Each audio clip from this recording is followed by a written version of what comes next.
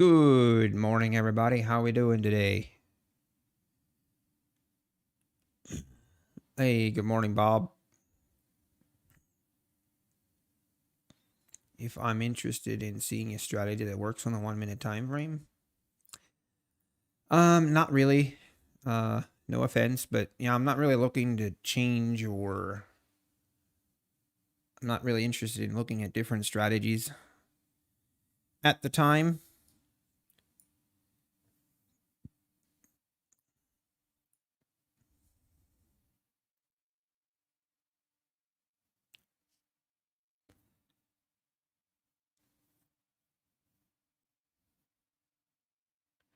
Yeah, not. I'm sure it works, but it just keeps me. I don't want to be strategy hopping and having all these different options out there for me. Hey, good morning, Doug. And good morning, Sunset. How we doing? Brick. Hey, good morning from the UK. Awesome. Hey, Nathan. Good morning. Already got some new people here this morning. All right, I want to do um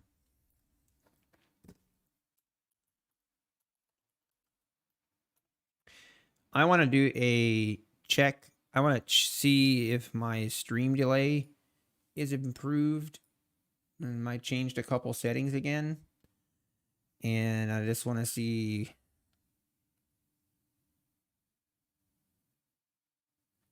if my stream delay is better.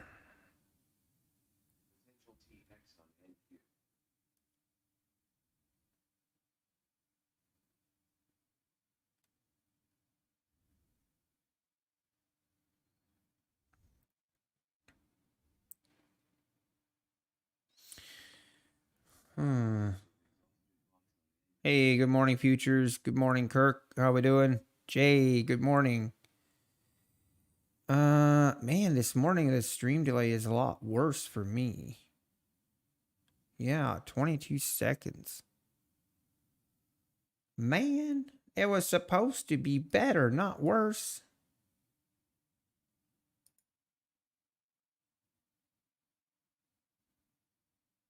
What in the world? Huh. That's mildly frustrating. I don't want to be shutting down stream and reopening it continuously. Seems it's getting worse.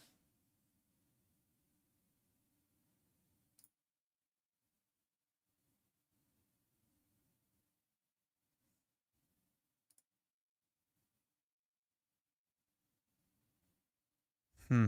Hmm. Hmm.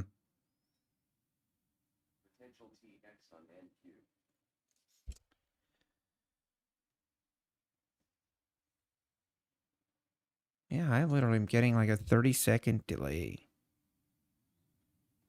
Well, I guess we will try again tomorrow. Or maybe I'll shut down. Maybe I'll shut down at noon and just change my settings back to the way they were. Because yesterday we were getting a delay of around, like, I think it was 10 seconds yesterday morning. I don't know why it would be this much. Like,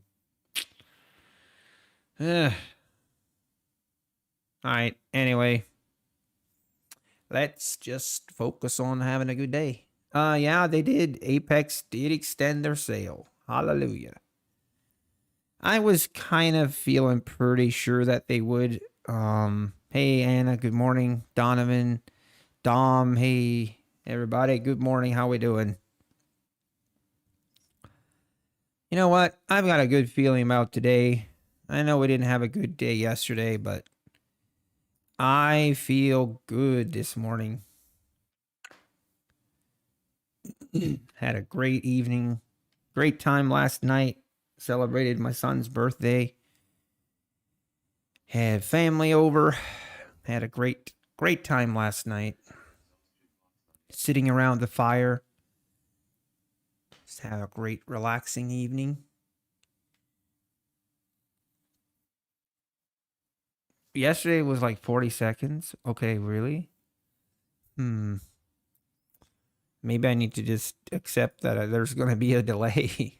It's trying to like, I've been looking at YouTube videos and different people telling me, oh, try this, try this. This will eliminate any delay.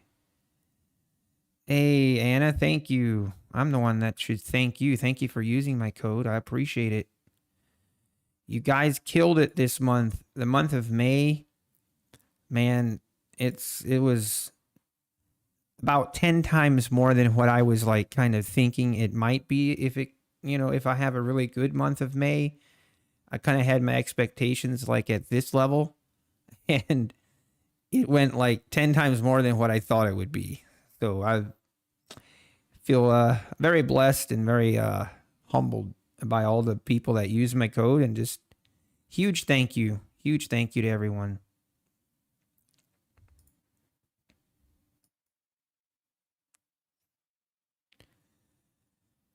Sat on my hands all day. You know what, Brick? I wish I would have sat on my hands all day. I wish I would have sat on my hands all day yesterday. I just got in on some pretty. I was kind of waiting for some breakouts, and then the initial breakouts, I didn't take the trades, and then I took the trades that were fake outs. That seemed to be kind of how my day planned out yesterday. But you know what? That's a thing of the past. We're going to focus on today. We're going to have a great day. As far as news today, we do have news at 10 o'clock in 40 minutes. So be careful about probably not going to be looking to enter a trade here until after 10 o'clock. Very likely, unless we get a really nice setup that we want to take. But hey, Uncle, how we doing? Good morning. Yes, good luck, everyone. Man, I see a lot of new names here. I don't remember seeing Brick, Uncle, Corico, Visible ID. Thanks for tuning in. I appreciate it. Hit that subscribe button. If you don't mind, I promise it won't hurt.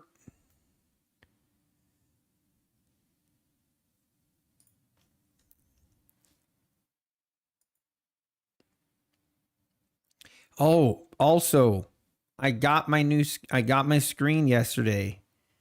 Oh, so I'm pretty sure there's a direct correlation between how many screens you have and how much money you can make. I think that's been proven. So technically today I should be making bank today. Should be a great day. I now have 4 screens instead of 3, so technically it should just be easier to make money. I think that's how it works. I guess we'll find out today. We shall find out. But as far as the market overnight, really not a whole lot of action. Like there's not a gap to fill today. It kind of chopped overnight. We were up to the 4203 level, and then we sold off all the way down to 4184. It's a pretty big move overnight, but basically we're ending up right where very close to where we closed last night. So also I did see, of course, right here, I walked away right here, ended the stream right around here, and we ended up making new highs on the day. I know some of you were long. Some of you entered long here on VWAP, so hopefully you guys held on that move and made some nice money there, hopefully. Donna, win the Lambo. You know what? I saw a Lambo, like one of those little miniature scale, like 1/16 scale Lambo. And I thought about, taking that Lambo, photoshopping it, and making it look like it's like full size for the memes. We have a Lambo now. You have 4 screens, you're almost guaranteed to get a Lambo. Oh, dear. Hey, JC. Good morning. Good morning. Let's have a good day.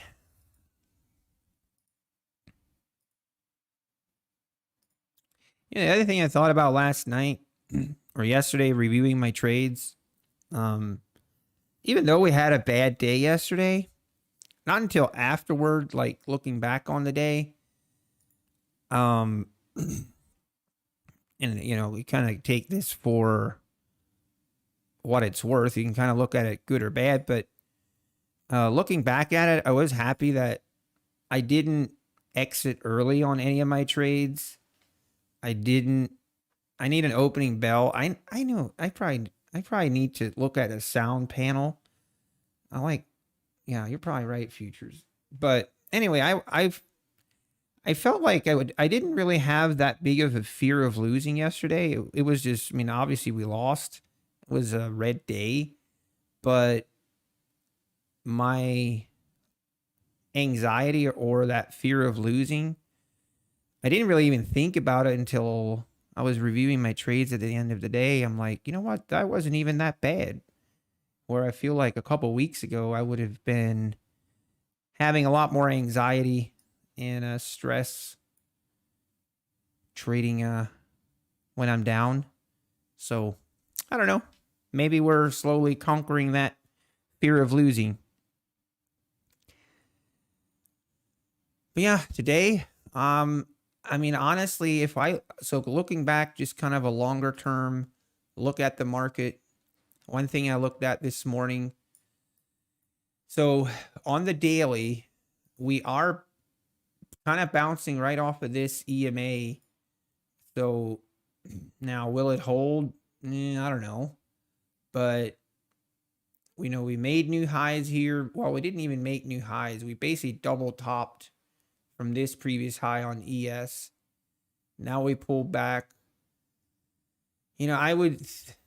My personal opinion, I would think that we pull back a little bit more than we have, just based off of these prior moves. We're going to, kind of looking for it to pull back a little bit more before we try to break break this double top. And then also on NQ, a very interesting channel developed here. This is looking at the 10,000 tick chart. But we have a pretty easy to see channel that is right here on NQ. And we're right at the top of this channel right now. So definitely kind of an interesting level on NQ. A little bit more interested in what the price action and what NQ is going to do this morning. Obviously we ripped higher here on this day, and now we kind of have pulled back in this channel. And if we break above this channel, basically if we break above this 14,355 range is really like what I want to see. And if we do that, we could be in for testing the highs again. And if we do that, I definitely want to be long. But if we bump our heads again on this channel, fail to break out of it, and, then maybe I'll look to play this channel. It's a pretty wide channel, so we did hold up right here. We did not make new lows. This would have been this morning. We did sell off right at the open last night, but we did not make new lows. This 14,250 held up. So I don't know, just and as far as my bias, for the day,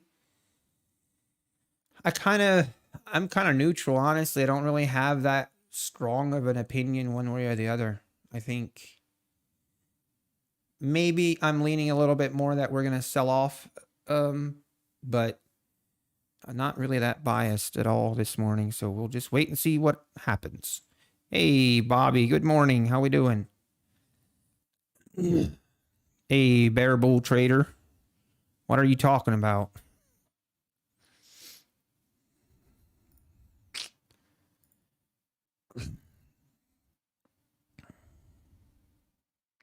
You try to post a link in my chat there, Bear Bull Trader?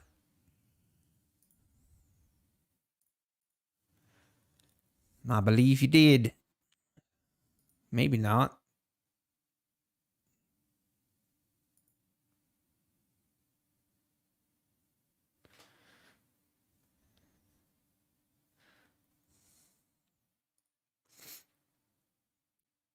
Oh, man.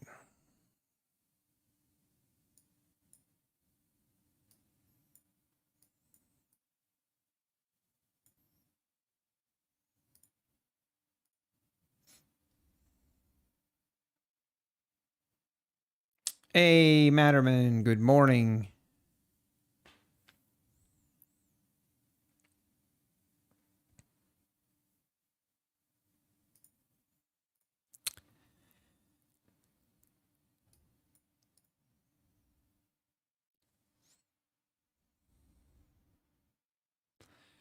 All right, 9:28, 2 minutes from open. Again, we have news at 10.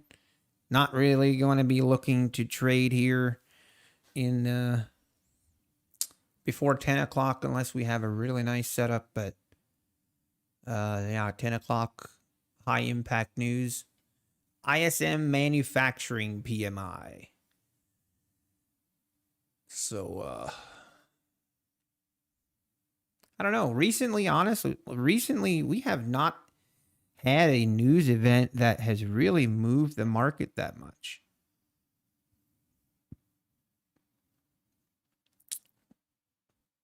Hey, Joe B.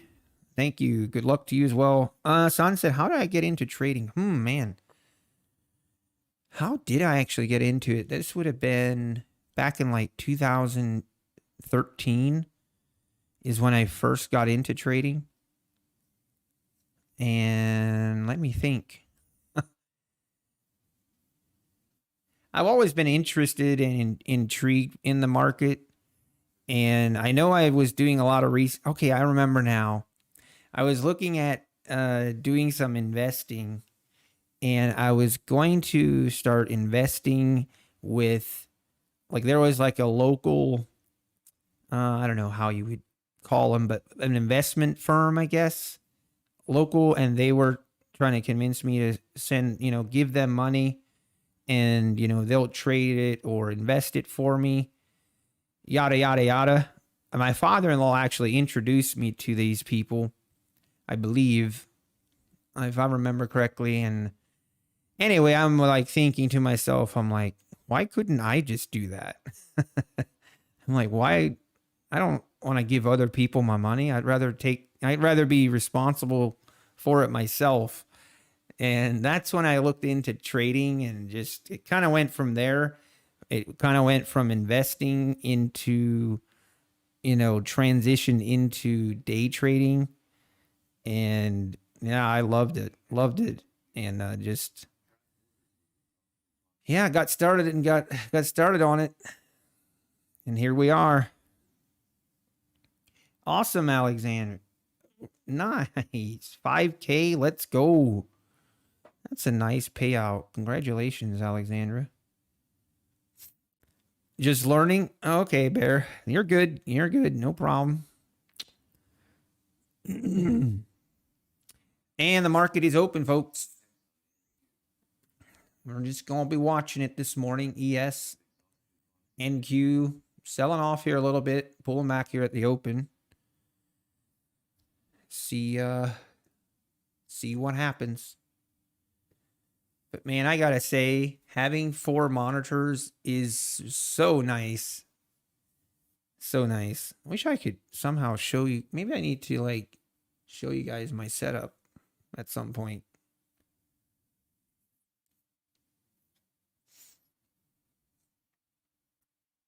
But now I can actually see.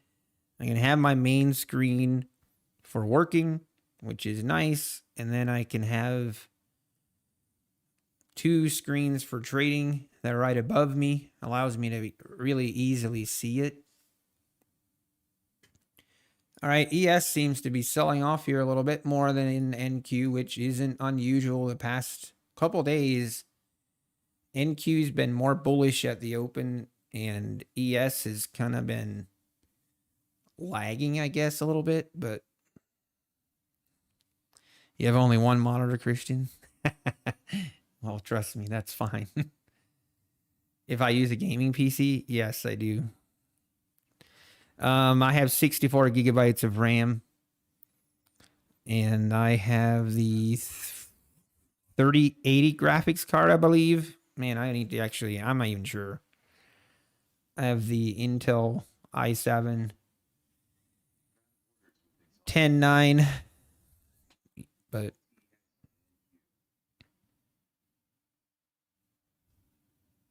what I do for work. So I'm a small-time business owner, but for the business, I take care of the financials, and I do the design drawing work is my role. So I'm drawing for the most part. I'm working on drawings during the day. Usually in the evening, I'll work late and I'll take care of the financials in the evening.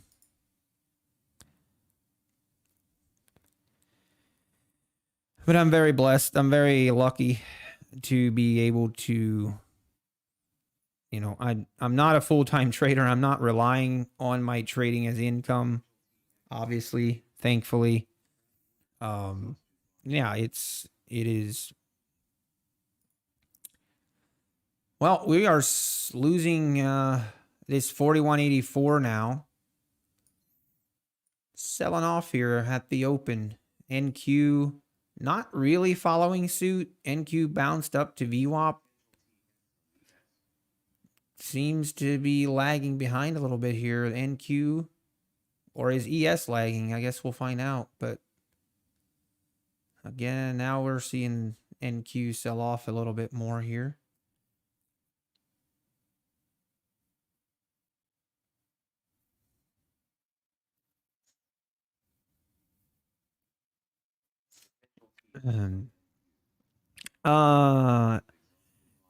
And Apex has one big problem, the DD. What's that? What's that? I don't copy. All right, are we gonna bounce here a little bit or not?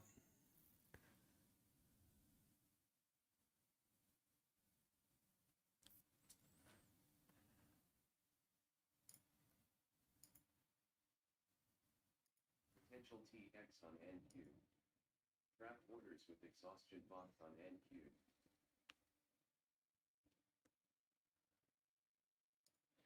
I'm really curious if Apex's website. Oh, drawdown. Got it. Thank you, Christian. You know, it takes me a second sometimes to get some of those acronyms.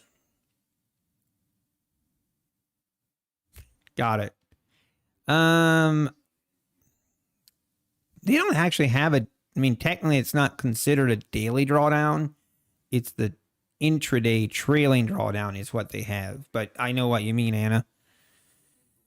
I know what you mean. I'm waiting for the day, and I know Apex, like Daryl and John have talked about it in the past when they've been asked about it, about removing that intraday trailing stop loss. And I know they've mentioned that there might be some changes coming, but you know, who knows? Yeah, exactly, Bobby. The daily drawdown is actually better than the intraday trailing drawdown.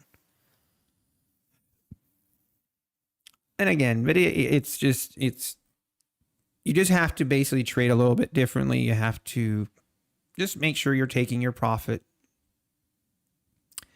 I feel like it, for me personally, the intraday trailing, it wasn't really an issue to me or for me, but obviously I can understand why some people don't like it. And some people, Some people, that's a hard no, and they will not trade that way. So it, it does. Yeah, I hear him. You have a point.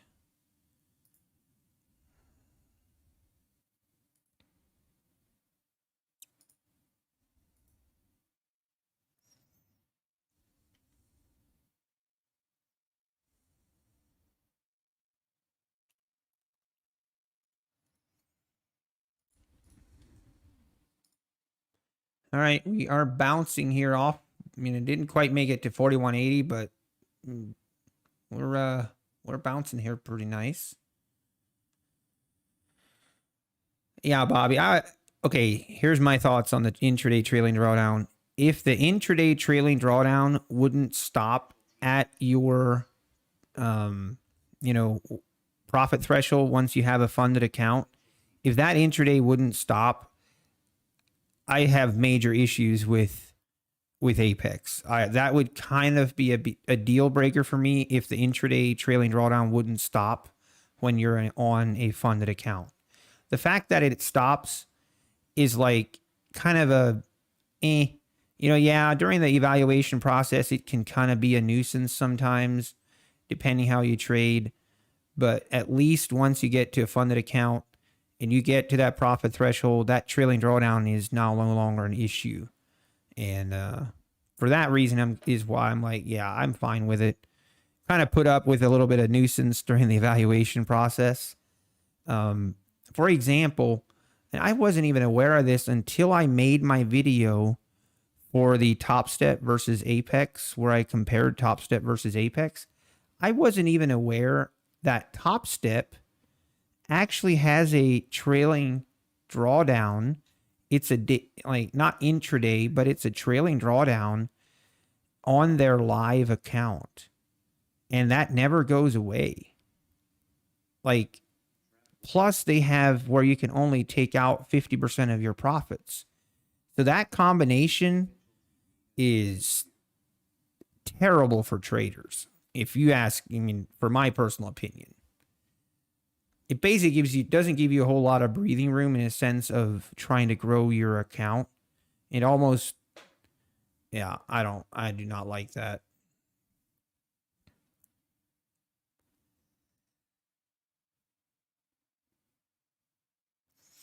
Making a pretty nice move here. Wait and see.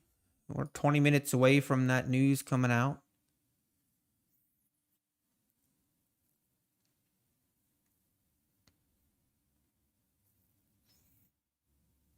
Yeah, exactly, Bobby.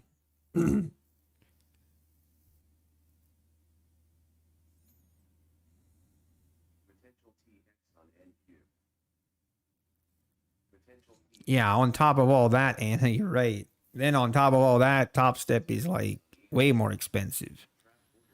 It doesn't. No, I agree. I kind of picked an easy comparison on my first video. I tried not to be biased. I tried to be fair to Top Step. Now we're selling off here. Are we going to make new lows? I don't know. Pretty volatile this morning all of a sudden. We shall just wait and watch. Hey, Chris, good morning. Right, Chris, and that's kind of what I was thinking. Like, when I'm looking through the rules, I'm like, they almost force you to close your account on your funded accounts. Like, you know what I mean? Like, it's like they almost force you to just close it so that you can withdraw the full profit. I don't know. It's just, to me, that does not make sense.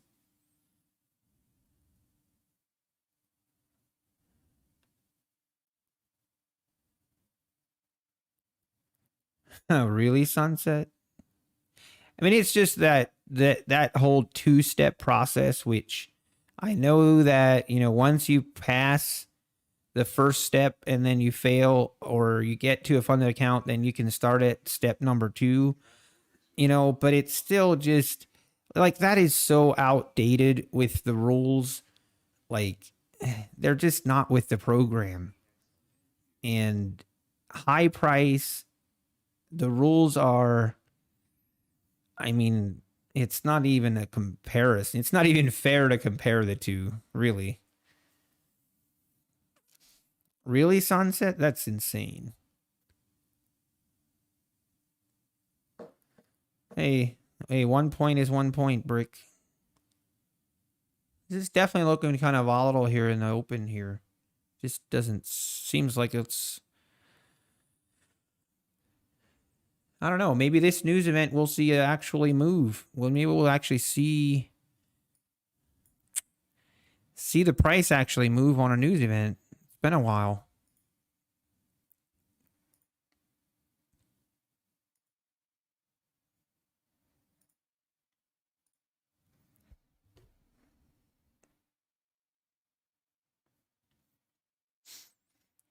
Mm-hmm. Hey, Cartier. Having a safety threshold is almost like having two phases. Yeah, exactly, Sunset. Their affiliate program is a lot better.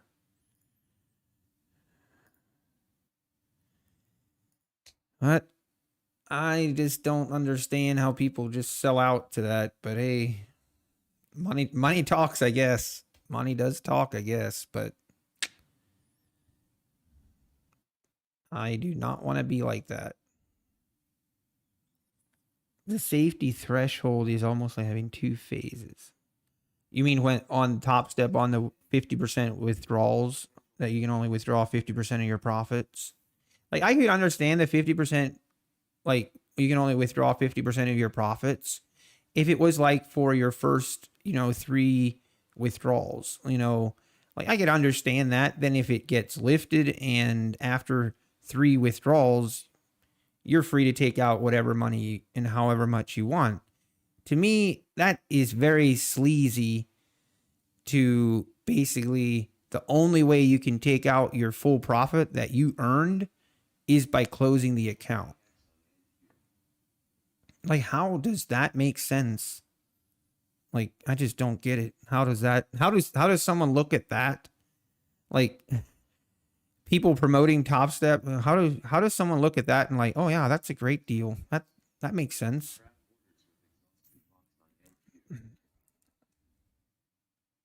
Safety thresholds are outdated. Yeah, Cartier, I know that, and I think you're familiar with the Forex prop firms. And I know you've said before that the Forex prop firms have a lot better rules, which I know those are a lot more expensive as well. And I don't know, I've never gotten into the Forex and feel like the Forex market is a little more unregulated, especially with the spreads that these brokers do. And I don't know. I don't like that portion of it.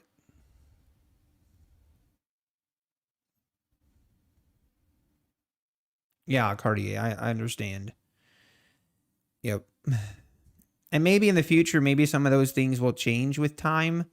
Obviously, the more um, all these different prop firms are trying to compete for our business, and it's forcing everyone to get and create better rules, and it's actually better for us traders.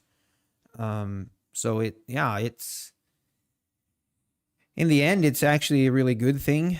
I much prefer, I think it's great that you have the Buell Knox and you have the U Profit, you have all these other prop firms where maybe they're not quite as big as Apex, but it keeps Apex on their toes. They can't just sit back thinking they captured the market and then, start changing some of their rules for the worse. And I feel like that is a really good thing because you sometimes see that happen when someone comes into an industry and they kind of capture the bulk of the customers initially, and then they start slowly changing their rules for the worse. And I don't like, yeah, when I see that I do not like that. Yeah, exactly, Bobby. Exactly.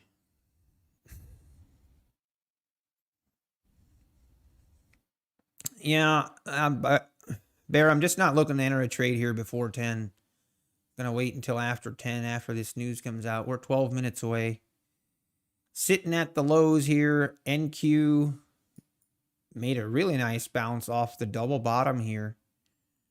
And now selling off again. Pretty volatile move here so far on NASDAQ, which is not that unusual.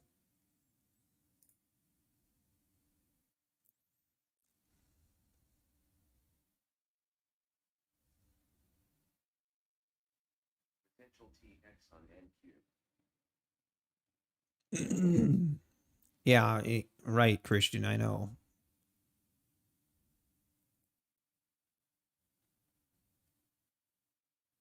Oh, really, Cartier? Okay, that's good to know.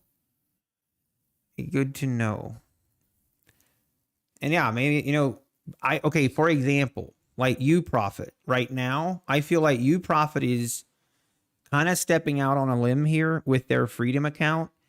And if that has a lot of traction on that Freedom account, I think we can expect to see a similar type of account with Apex. At least a more competitive account than the static account that they currently have, which that UProfit Freedom account is technically, you could be looked at as a static account. I'm not sure why they don't advertise it as a static account. What's the difference? You don't have, you just have a bottom line, $145,000. You go below that, you're done. Stay above that, you're good. You don't have it intraday. You don't have a intraday drawdown. You don't have a daily drawdown. You don't have any drawdown. And you get a $5,000, basically buffer. I don't know. That account, I'm really excited to trade that account, which actually reminds me, did I trade that account today? Man, I always forget. Dom, what makes the Freedom account so good? Probably shouldn't be promoting this UProfit Freedom account until I'm affiliate, but I don't. So basically, what for me, I'm just going to talk about what it makes it so good for me. That Freedom account, first, it doesn't, like I said, it doesn't have an intraday drawdown. It doesn't have a daily drawdown. It basically acts like a static account. But let's just compare what Apex has on their static account. On Apex static account, your loss is 600 and some dollars. Okay, so that is not a lot of wiggle room. But that's on a $100,000 account. But that is a very, very small room for error. And then you need to make, I think, I should look before I just speak, but let's actually just, I'm just going to look at it and see before I just tell you guys things that are not true. All right, is this thing going to make new lows on ES? NQ definitely holding up better so far this morning. Okay, the 100K static account has a profit goal of $2,000 and a total drawdown of $625. Now, if you compare that to the Freedom account with UProfit, you have a $5,000 profit target and a $5,000 total loss. And that is basically, you can do and have your balance. Okay, I should make note, they do have a daily loss limit of $2,500.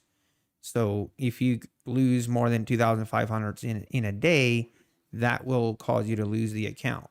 So, obviously that, I guess that would be different than what Apex static account would be, or what a static account would usually be considered. So I guess that would be the difference. But That 1-to-1 profit to drawdown is really good. And also, obviously then you can, with UProfit, they have a little bit more lenient. I mean, it's kind of pros and cons on their payouts and their withdrawal strategy. So it's kind of with any prop firms, you kind of have to weigh the good versus the bad and see what makes sense. How I treat UProfit and Apex together, I think, Replicanto. So I'll need to buy Replicanto, and I need to buy that and get that set up. And then, once I have that, I still need to trade that UProfit Freedom account. I've reached the profit threshold, but I still need to trade it for, I think, 4 more days. So once I get that and have that everything funded and a funded account on that, I'll probably include that. I'm not sure yet. Thinking about making like separate video where I give updates on the UProfit account. Or do I just include it with these accounts and just, basically I'll be trading mini contracts instead of micros on that account, which it'll be a little bit more high risk trading on the UProfit account. But my goal for UProfit is basically to, be a little bit more aggressive and, get to try and build up the account, trying to build up the balance.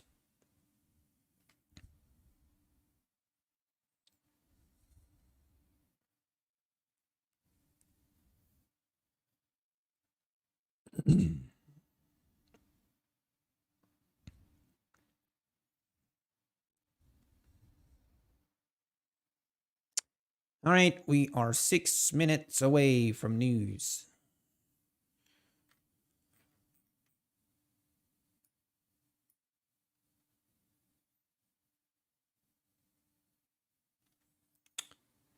Just sitting on my hands until that.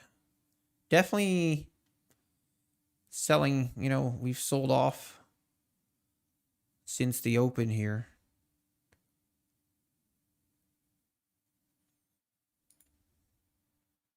NQ just kind of hanging out at VWAP. I'm going to quickly use the restroom before the news comes out.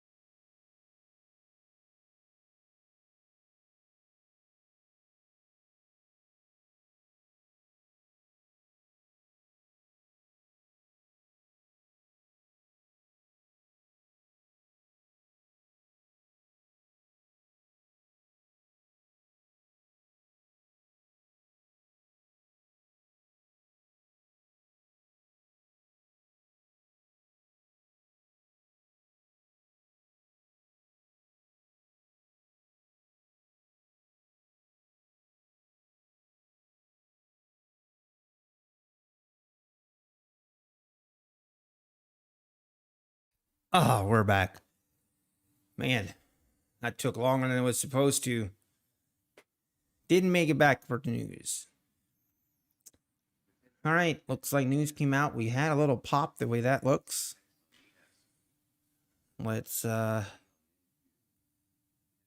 give it some time to see what happens.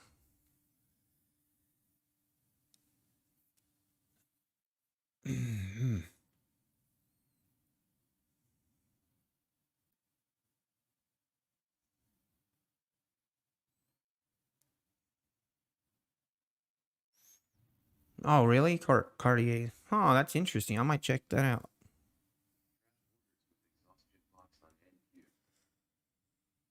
All right, what's NQ doing? Oh, wow. NQ just mind of its own again. And like we're saying pre-market, like this is now broken out of this channel. Now I like to see it move, get above this 14,351. If it can push above that, I'm interested. Hey, Top Search, thank you for your subscription. And Sahota, thank you for your subscription. I apologize if I butchered your name. Thank you. Thank you. Oh, while I was in the restroom, I was watching UK Trader, the UK futures trader. Yeah, shout out to him.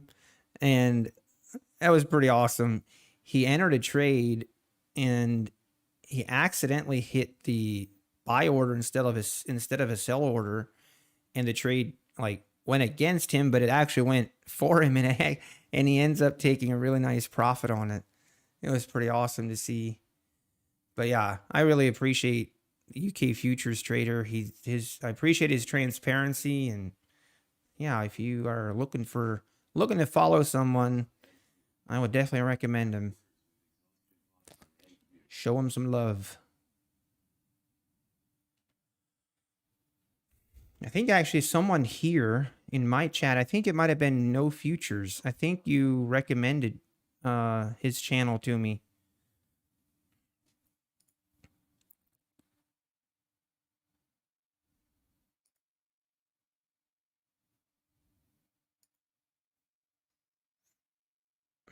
Yeah. What is his name? His channel name is the UK Futures Trader.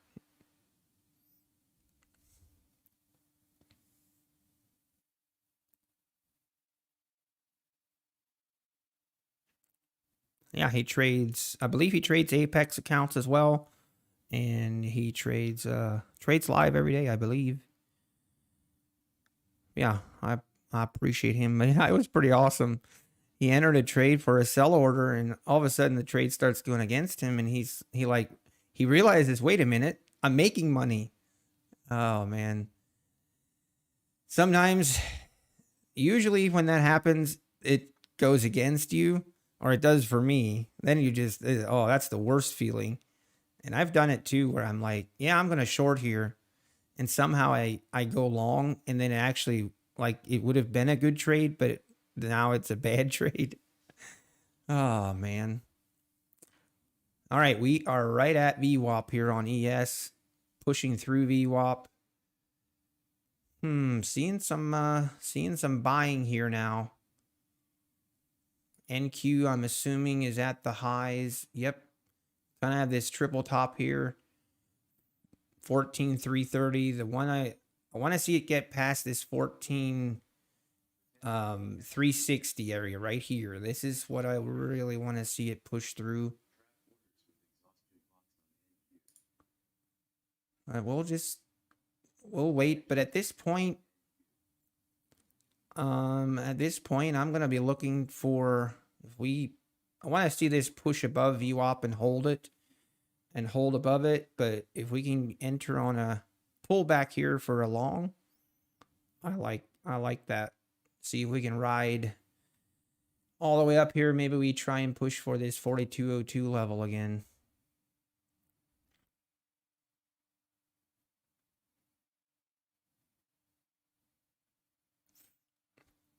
Measure move.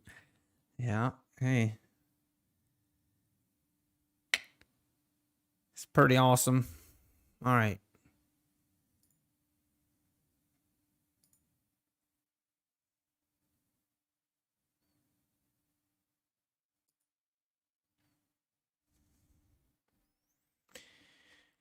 Okay, here we are. Checking out NQ's just kind of holding here. If we look at liquidity, just kind of taking a glance at what there is quite a bit of liquidity sitting down at 14,250 on NASDAQ. Not a whole lot of liquidity at above 14,350. There's really not that much going on. I can show my second monitor here.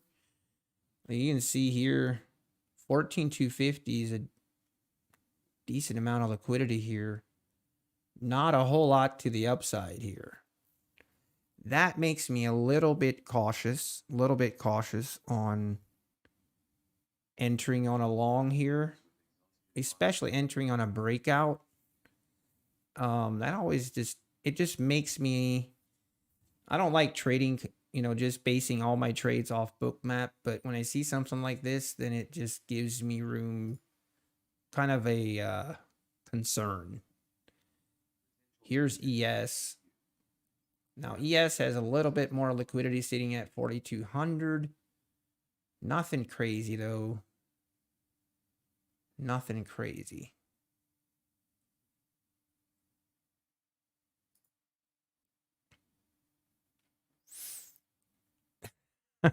Hey, Gabriel. Hey, thanks for stopping in. 20 funded accounts. Yeah, there's 20 of them here. Right here if you want to count them. I have one account. This one right here is not a funded account. This is just an evaluation account that I use as my parent. It's the parent account I trade from, and then all these accounts, my funded accounts, get copied off of that parent account.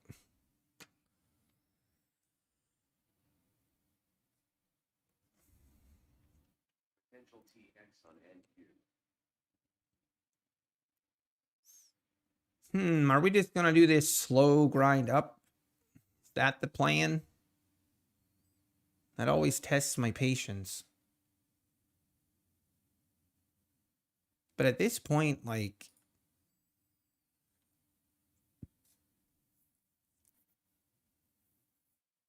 I don't know.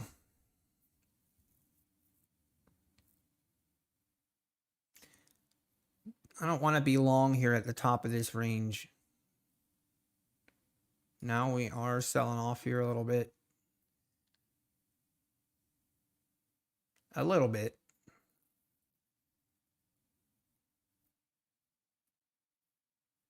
Gabriel, it basically allows you, it's basically, how would I explain it? But you have better leverage. So for example, right now I have $1 million in total funded accounts, I guess you could say. But what's more important is your drawdown, right? So how much dollar amount in drawdown do you have available? And I have $25,000 or $2,500 of drawdown available per account. So if I take $2,500 times 20, that's $50,000 of drawdown. And that it's spread out across, 20 accounts. Now, for example, if I would just buy three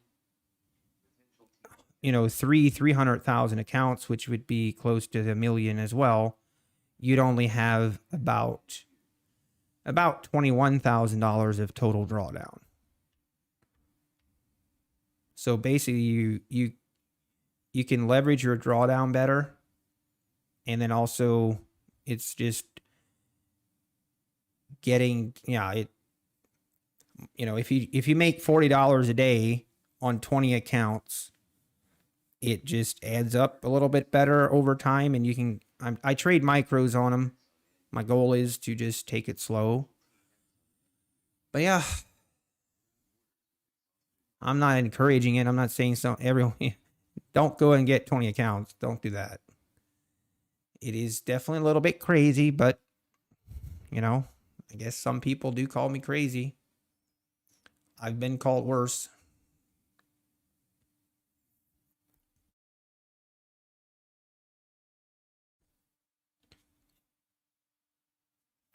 Okay, so I see. Thank you for sharing that, Bobby. I can always count on you to actually give me the information of the news. Oh, I am on the bookmap screen. Sorry about that.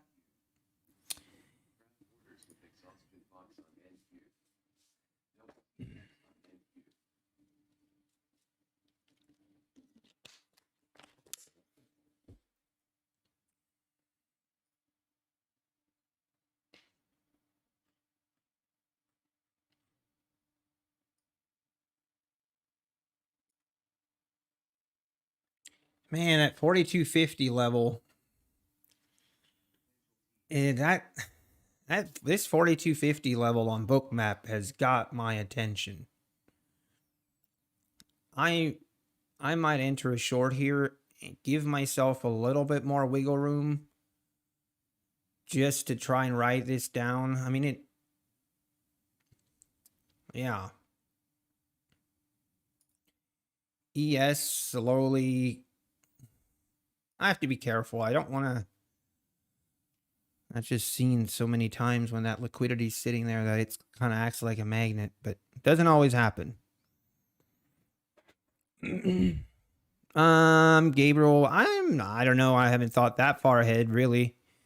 Basically, we're just going to try and get these 20 accounts to the profit threshold, make some withdrawals, and we'll go from there.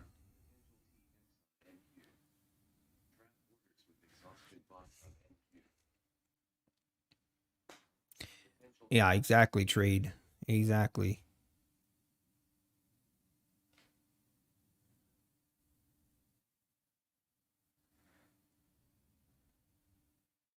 Thank you, trade. Thank you.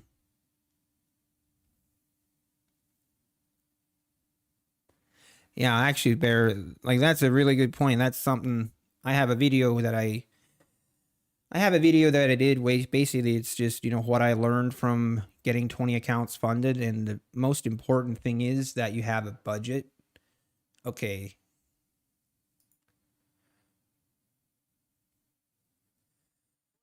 I'm gonna I'm gonna get in on this.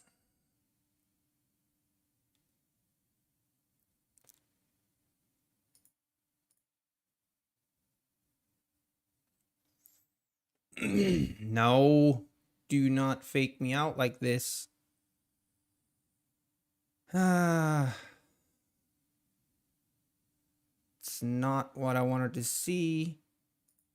My stop should technically be right here. Man, we were one tick away from my profit target too. Now it's going to stop me out.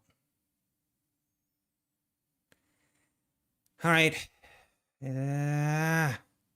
Why do you do this to me? Unreal.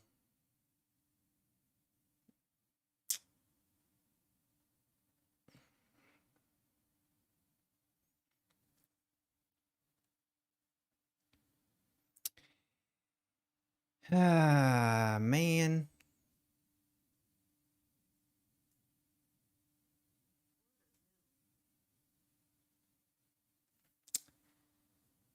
That was unfortunate. Why?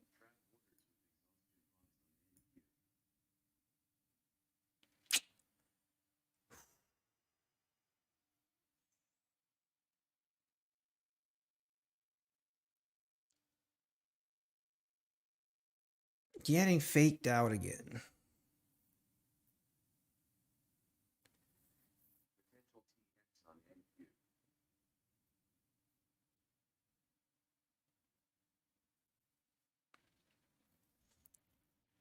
The 4204, and yeah, I'm sure ES is probably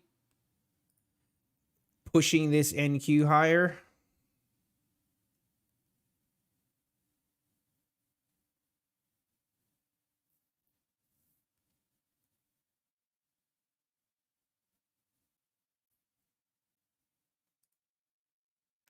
I still like this short on NQ, but we will wait. Man, oh man. Probably being a little bit too biased on this book map on these lot of orders sitting at 14,250.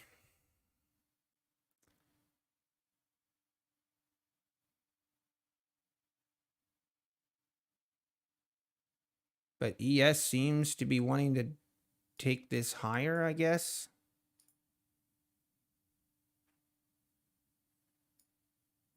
I might.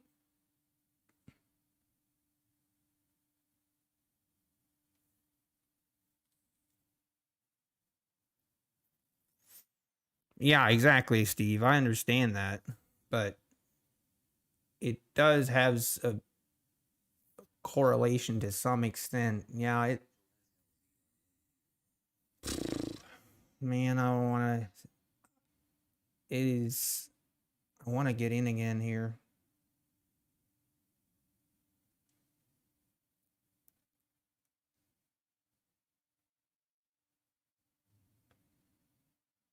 I don't like these long wicks.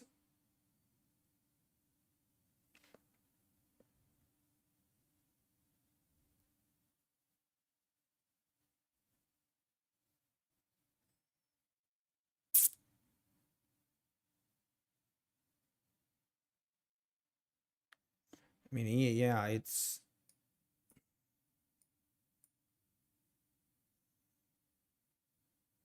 I don't know.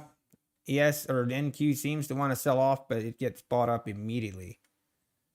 Now, ES did make it push down a lot more there.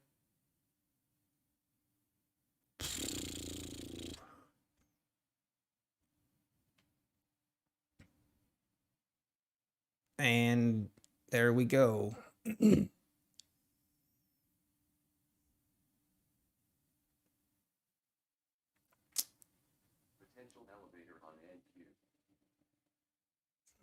It's doing its own thing. Yeah, it's laughing in my face. That's what it's doing.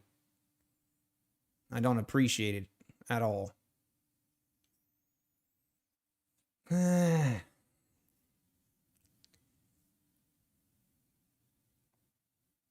I don't know.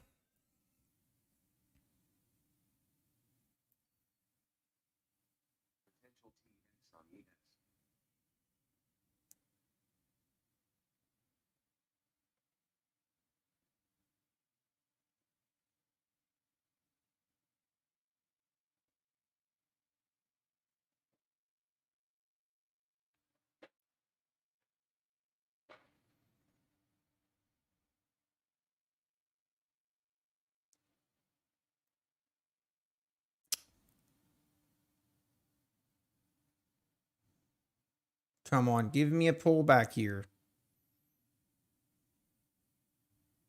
How's ES handling this? ES right down to VWAP.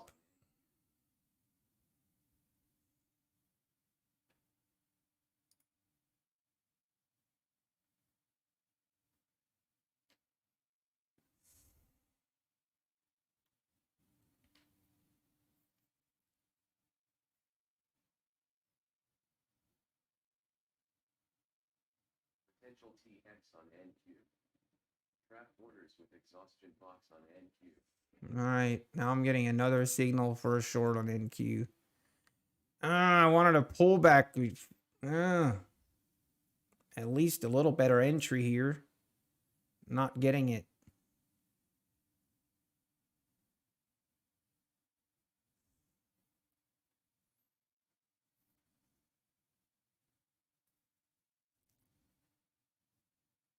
Ah, that's so frustrating.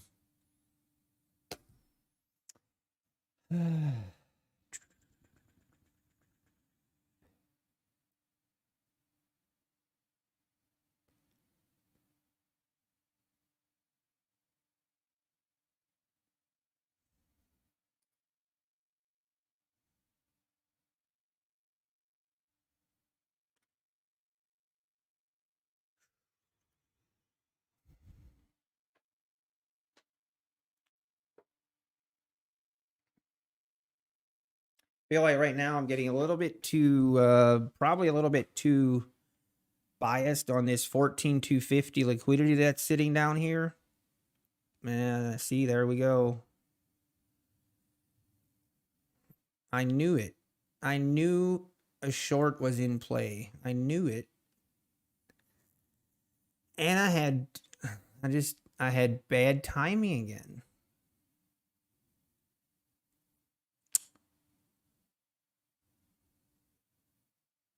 That gets old. That gets old real quick.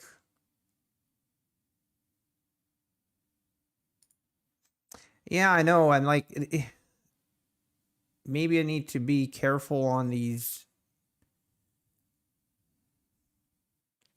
I mean, yeah, I wanted to get short on this failed attempt here when we made new lows.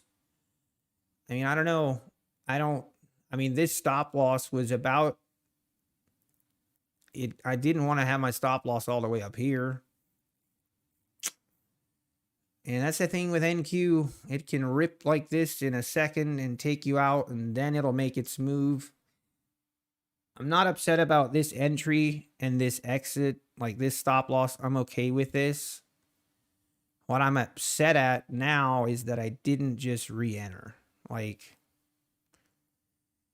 mentally, that's hard to do sometimes right after you get whipsawed.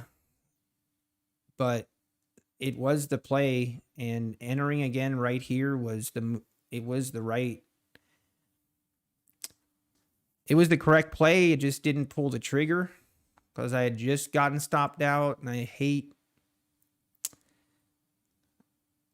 yeah. But if there's a good entry there, I should have pulled the trigger. Just didn't do it.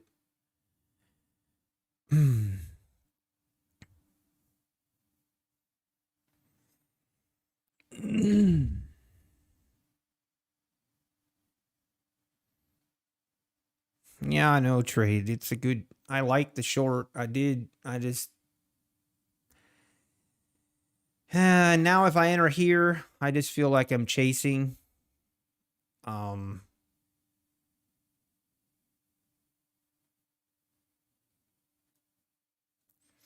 Yeah, I hear you, Steve. Like, I know I'm trading micros, but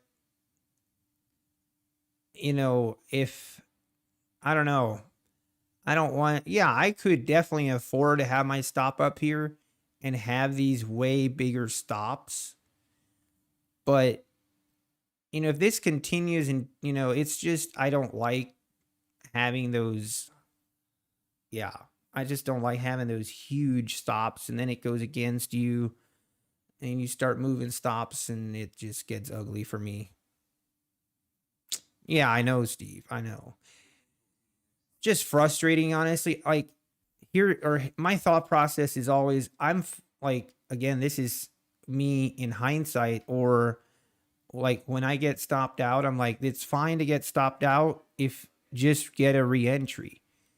And that's basically what happened here. I got stopped out, but I didn't follow my re-entry.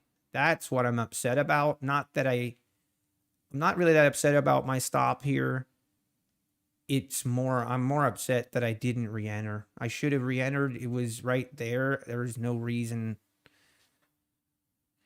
not to, really. But and we had a really nice, would have had obviously a really nice move. So that's trading. That is trading for me anyway.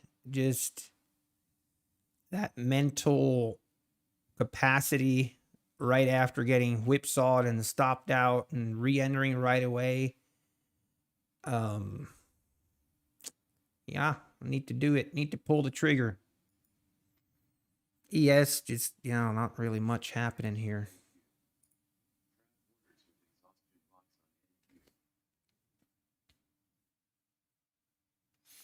Yes, price action trading. Yes, you do. You have an option to pay a one-time fee, or you can pay a monthly fee. I paid the one-time fee for all my accounts.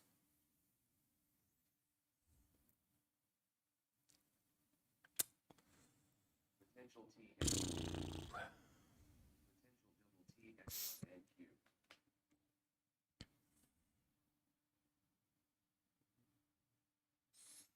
Yeah, Brick, I don't want to look at it like panic reentry, but like if it's following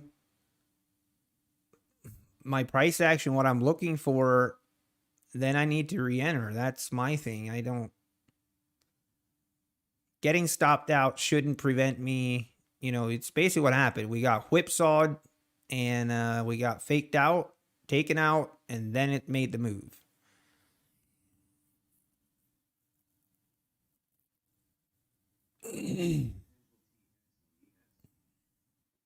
And I don't like it. I do not appreciate it at all. The one-time fee for a 50K account is like, man, I'm not even, I think it like 140 per account. It's something like that.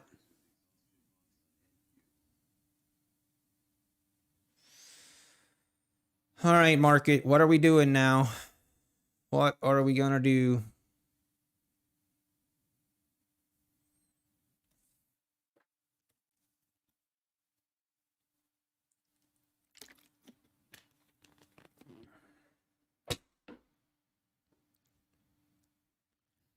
Also, can we talk about how after entry we got like one tick away from my profit target, my initial profit target, but it didn't fill it?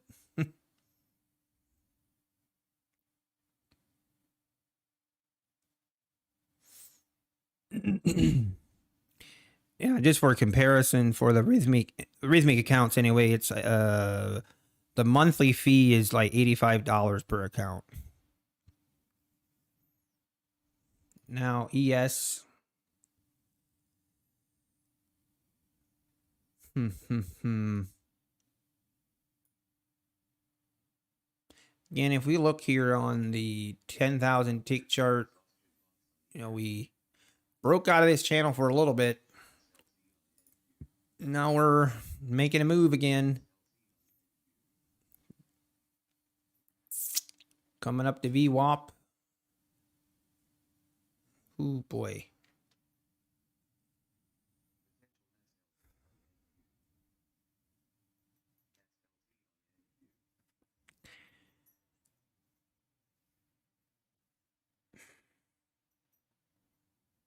Potential TX on NQ.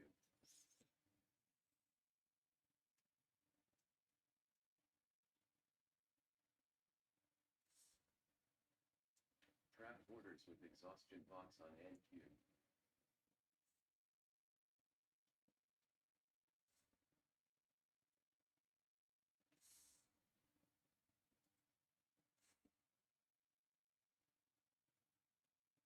Man, were we just going to make this V-shaped reversal here?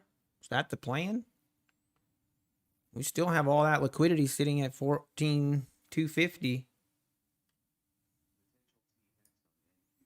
We're going to watch this. If it fails to, like to see it like come up to this 14,310 area. And if it fails to push through that, I might stick my head out again. I'm a glutton for punishment.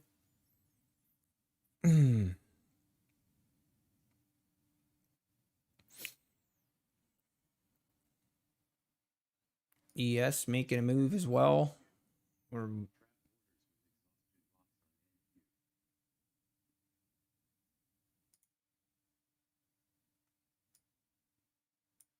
basically just we definitely had this support at 14,275. But man, look at this NQ market. Man, this is wicked. This is some wicked price action. Wicked price action here. It's no wonder I'm getting stopped out constantly on that.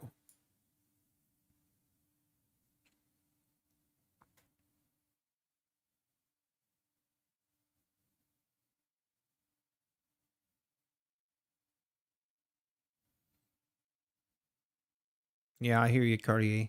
Yeah. ES needs to push push through this new high in order to, needs to get through the 4200 level has been always a difficult level for NQ. That round even number. Potential TX on NQ. Trap orders with exhaustion box on NQ.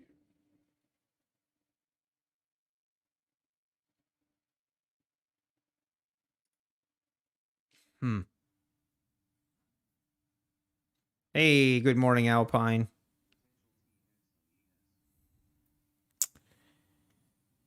All right, this is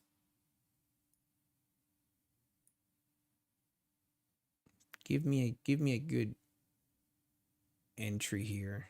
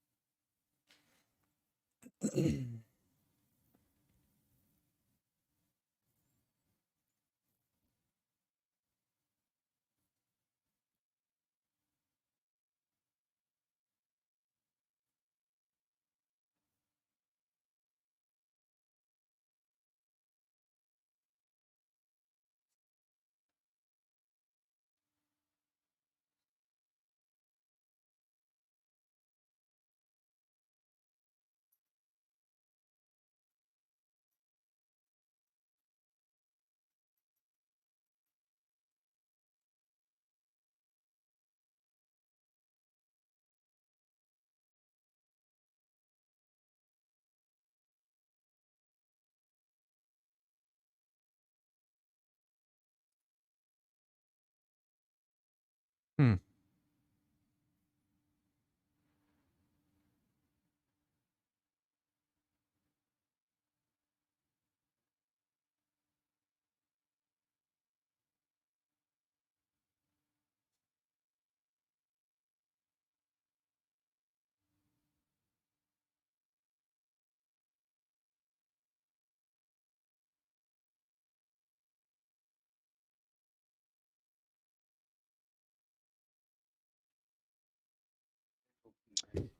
Uh,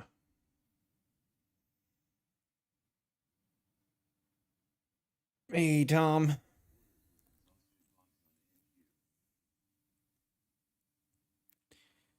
Yeah, this was just a little pullback, and now this might rip higher here.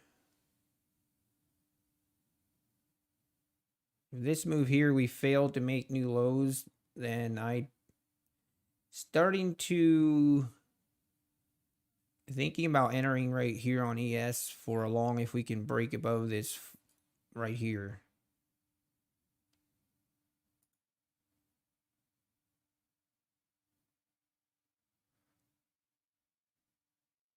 You have to break, break above this 4192.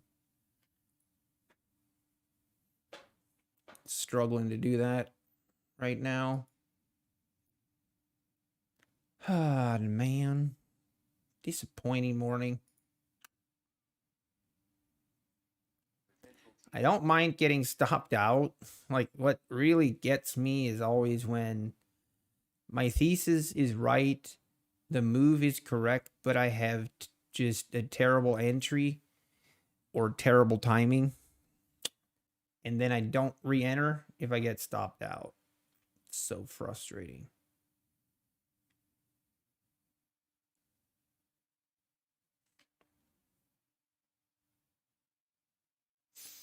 Yeah, I hear you, Cartier. I hear you. Now it's just a chop fest here.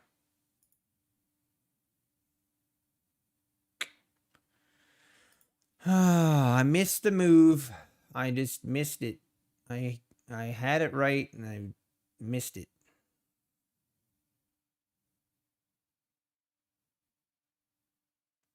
Good thing I'm trading micros. Yeah, I know. If I wasn't trading micros, this is what my account would look like.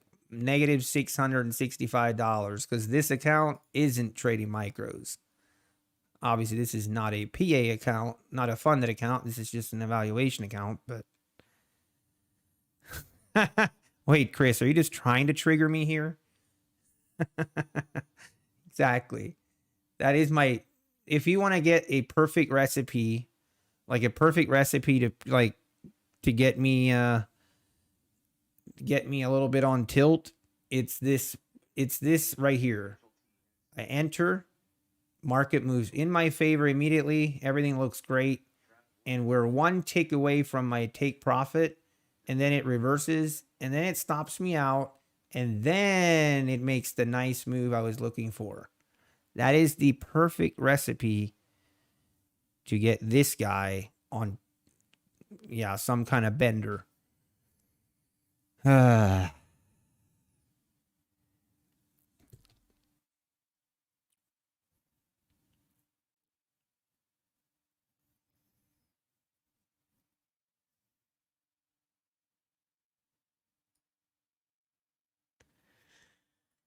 Just not much to do here. NQ. I want to short this so bad. I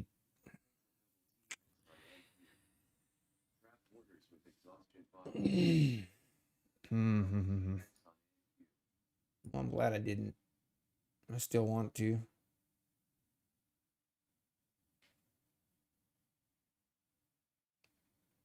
It's maxed out. Hey, Rays, that's key to know when that happens. That is very key. Join the crowd. Join the crowd. You had that good trade earlier. Are you talking about me, Cartier? So I did not have a good trade earlier. Now we looks like we're gonna try and push through here, make new highs.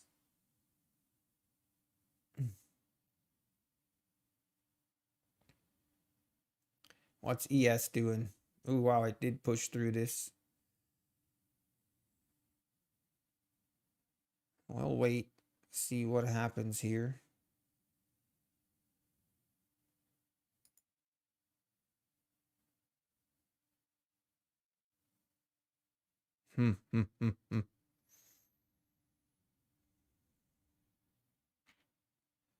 Kyle S, if he's still here.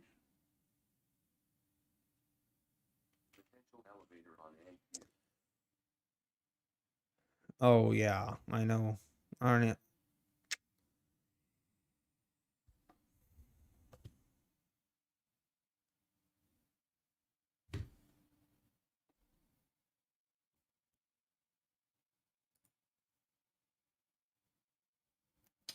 All right, now we're broke out here. Oof.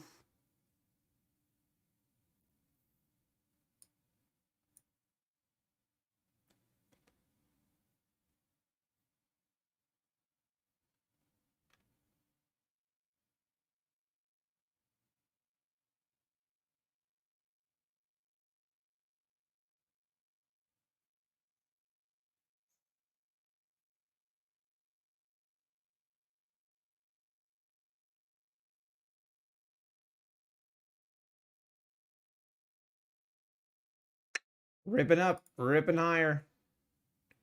If you're long, hold. Hold the line.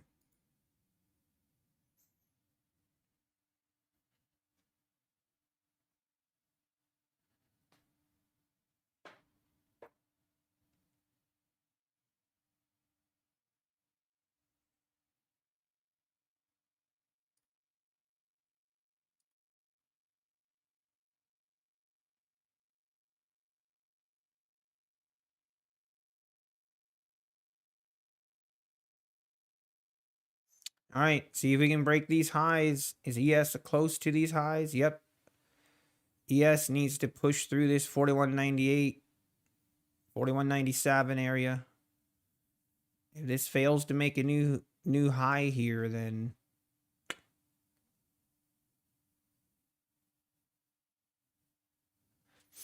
very nice, Kyle. Very nice.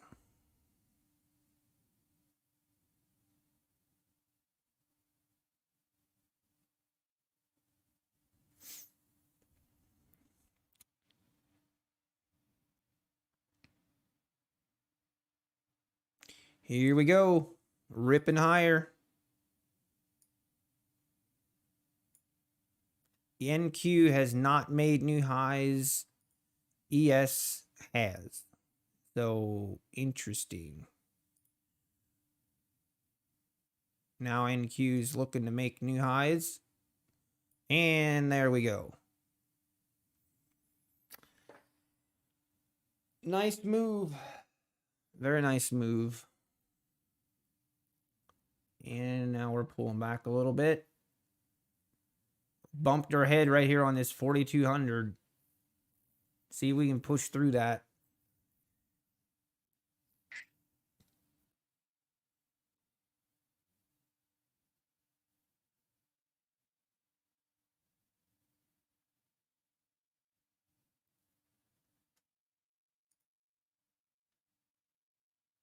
NQ looking to push.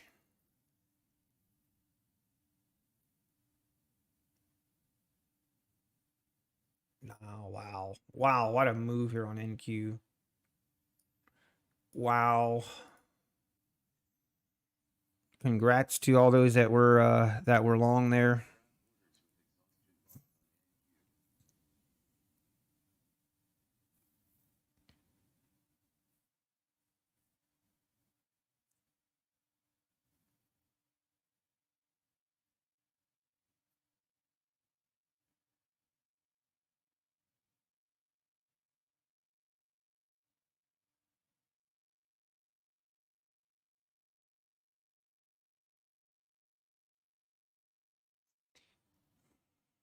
Man, we double topped here and pulled back immediately.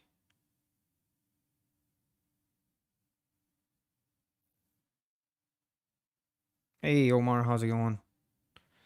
Hey, Prosperity Ed. Morning.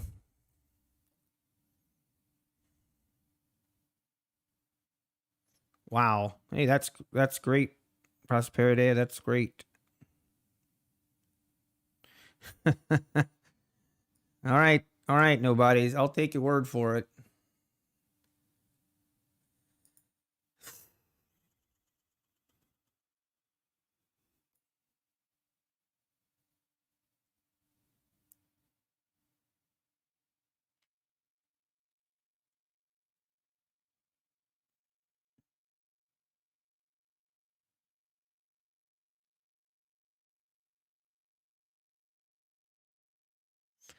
Awesome, Thumper. Awesome.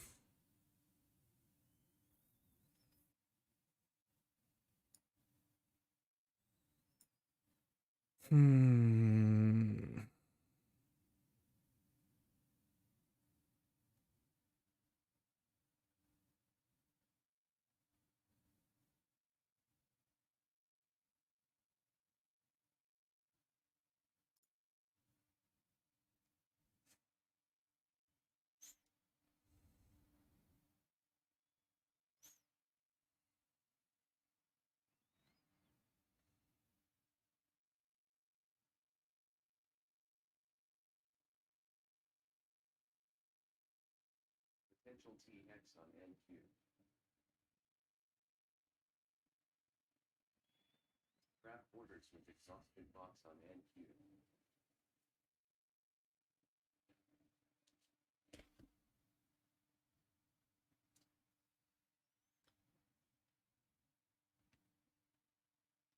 See if we can push through this 4202.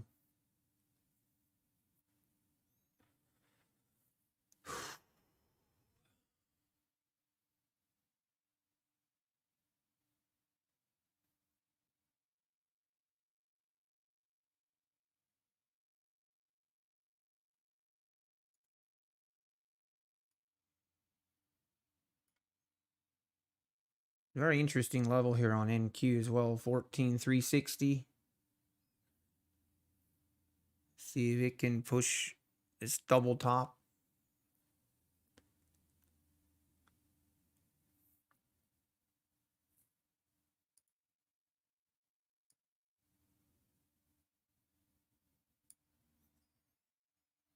Potential TBS on NQ. There's your 4204, Cartier. Cartier, that was a great trade. Good job. Good job.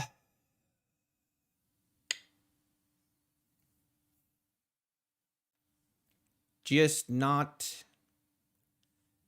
Oh,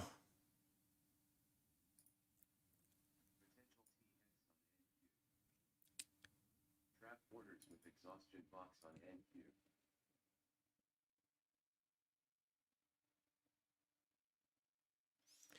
and this thing just keeps ripping now.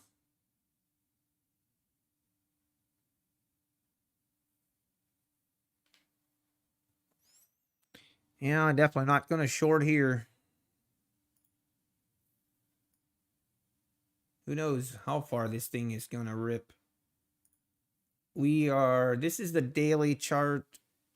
We got to, it can definitely keep going for a while. We've broken above this 4204, which was pretty important level.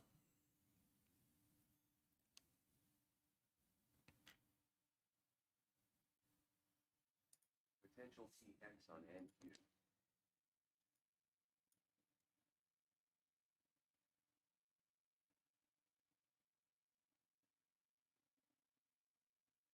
At this point, see if we can get a pullback on ES or NQ and then just basically enter on along and see if we can take a ride with it.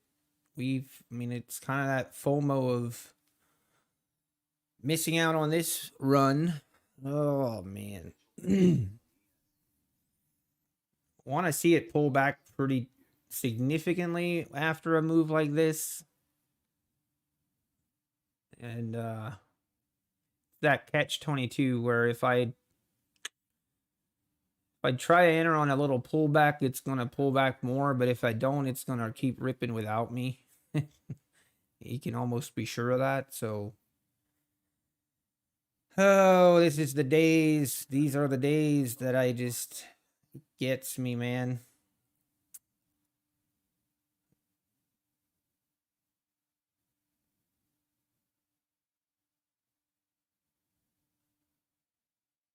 Having a bad trade to start off and just not mentally recovering from it. And then I'm hesitant on entering trades after that where I should just be pulling the trigger. But I don't want to be chasing either. It's just one of those days. One of them days.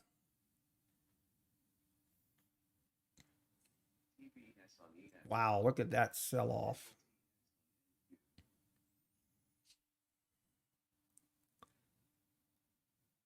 Definitely want to wait for a little more of a pullback here before we look for another entry. Also don't want to be shorting this either.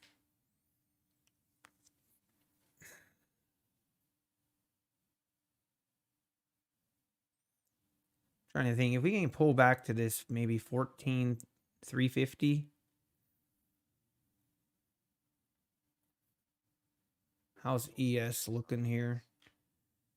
I might enter here. Pull back to this 4,200. I do like that.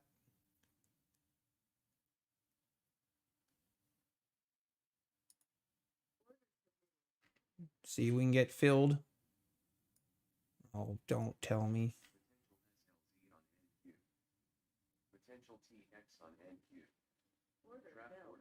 All right, we are filled. I'm going to have my stop right here. First take profit at the new highs. Hopefully we can make a move. Push, keep this move up.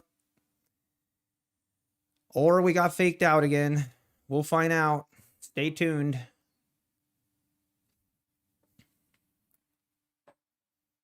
Just gonna be patient now.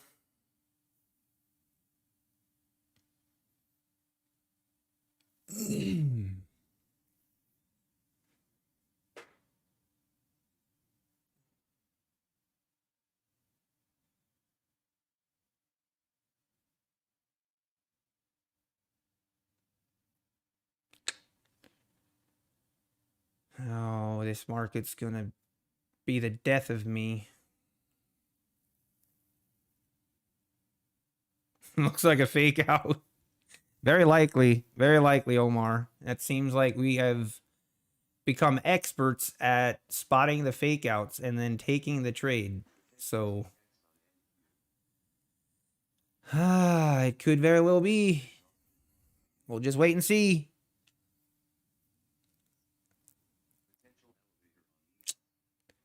Kind of a duplicate of what happened yesterday. I missed the move, and then finally when I jump in on the move, that's when a fake out happened.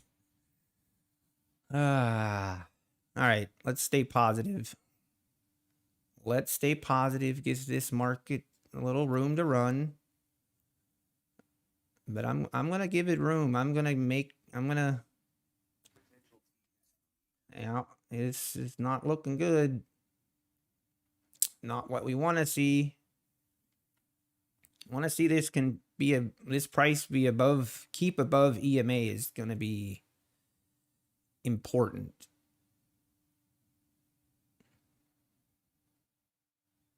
I like that price action. I like that. Come on, just push up to new highs here. You didn't have any problem doing it here. You enjoyed it. You didn't have any problem with it. You push right through it. So I know you can do it. There we go. Put a little bit of effort into it. Put your back into it. Come on.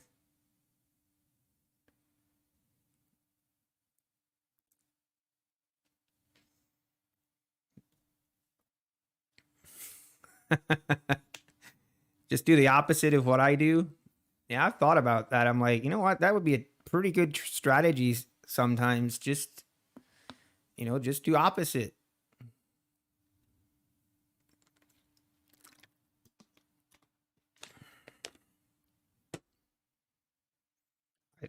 I need another water.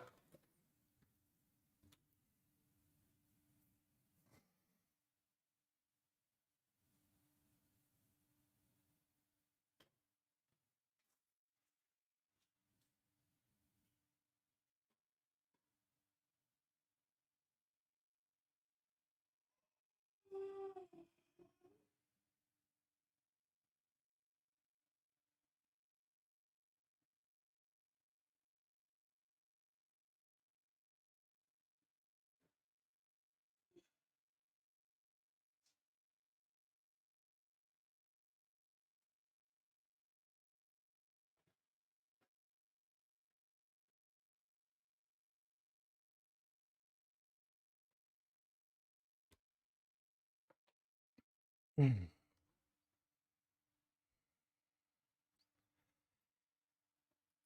right. Thinking about taking some off here at 10 ticks. I'm going to keep my stop right here. Give the runner room to run.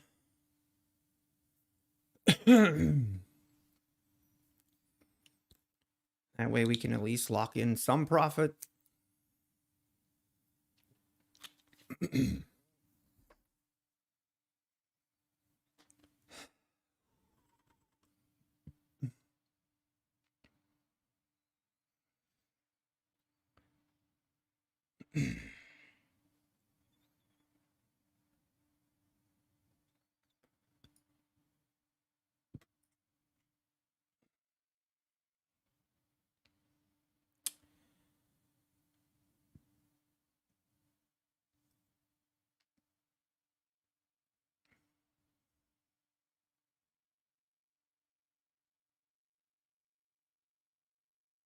All right, there we go.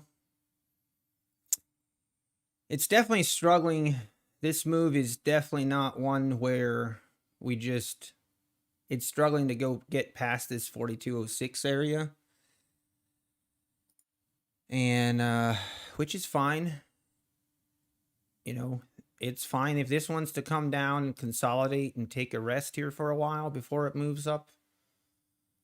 I'm fine with that. We are just going to let this trade work. I am not moving my stop loss from here. Unless we like break new highs then I'll trail my stop, but I'm going to give this thing room to run, room to work. Now, just going to give a fair warning. If this comes down and hits my stop right here and then makes new highs, we're going to have to have a meeting. All right, here it comes. This is the first test. This is the first test here. A little bit of a pullback, then see if it can make and push above that 4206 range. They're micros on my funded account. So you can see these are my funded accounts. This account right here is an evaluation account that I just use for my parent account for when I'm basically to enter. So all right, well, that's basically what it was doing, is trying to pull back here. Now we do need to make new highs here for this to look good. We fail again. We might chop here for a while. We really might. And I'm okay with that. We're just going to hang out. The last confirmation, yeah. That was a great trade, Cartier. Great trade. I'm upset I didn't take it right here on this NQ. When we broke above this, I literally had my finger on the trigger. I just didn't pull the trigger. I hate it when I do that. I hate it. Like, that's what I always tell myself is, like, even if I get stopped out on that play, like, I don't think I would feel worse than if I don't do it and then I miss the move. So I'm trying to wrap my brain around that, but this is not ideal. See if we can hold this level. Again, we failed to push through this 4206, so we'll see. The bulls might be running out of steam.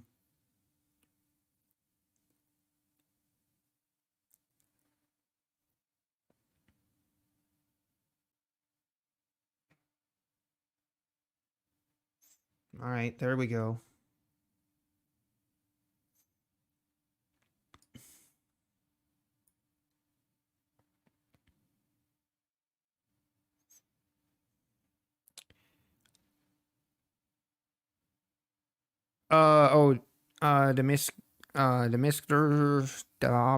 Demisk Star. I'll just call you Demisk.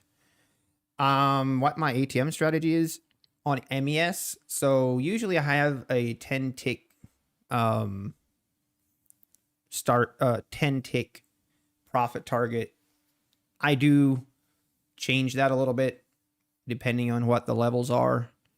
And then same with my stop loss, which I do change that as well a little bit depending on where support and resistance is. But all right, we do need this. We need this thing to push, or this is definitely going to pull back more. And will probably take me out here if we don't push above this 4206 here. Do it. Just do it for one time. Can we have like a runner of back up to this 4220 maybe? Like, is that asking too much? Probably is. Probably is. But hey, we can only ask. We can only ask.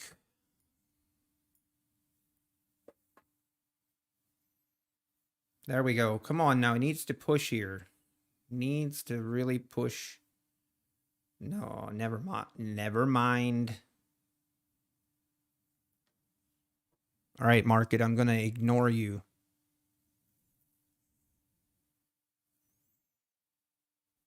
Yeah, here comes the, this might be it right here.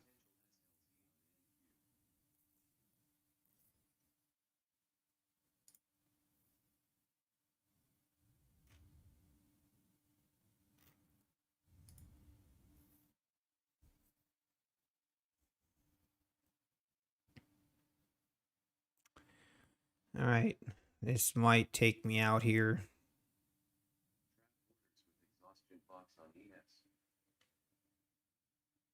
ES. Just could not push above this 4206. Just could not do it.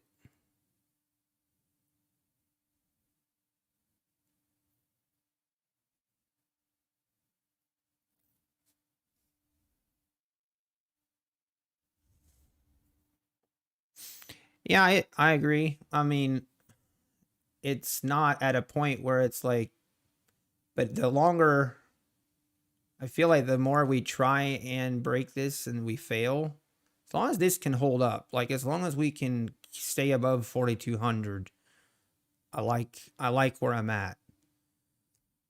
I like this push. Every time we get a nice or big red candle, it pushes right back, which is good. Just needed to break this 4206. I feel like once we break that, we're gonna rip to new highs. But we're struggling right now.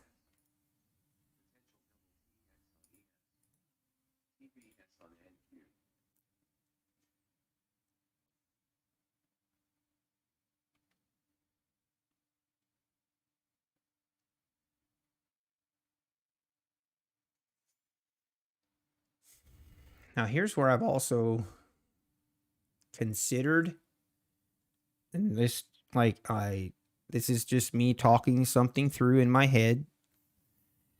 Whoa, everybody hold up. Everybody hold up. We have over 100 viewers. Shut up. Holy cow, what happened? If you're new, thank you. Yeah, appreciate you stopping in. There's this button right somewhere down here. Subscription button. If you hit it, that'd be great. I promise it won't hurt. But yeah, thanks for stopping in, everybody. Wow, that's kind of crazy. Holy cow. Every time we get to the top here, it just does not seem like it can break through here, but come on, just do it. This is exciting. I mean, I think it would be way more exciting if we would be like at 4210.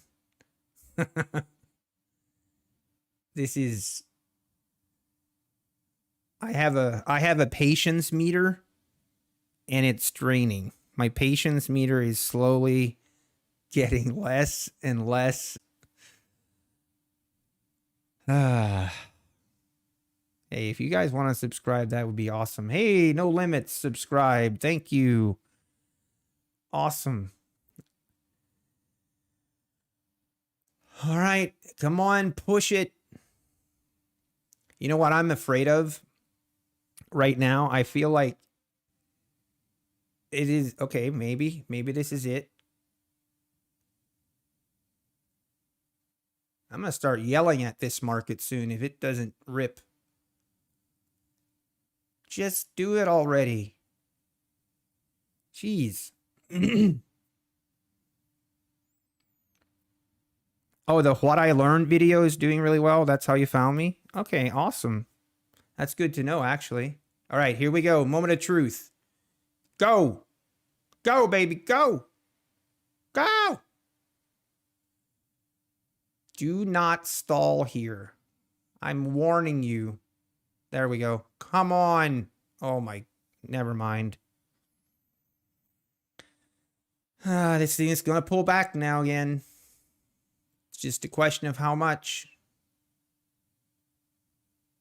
Jeez, this is like a dying by 1,000 paper cuts.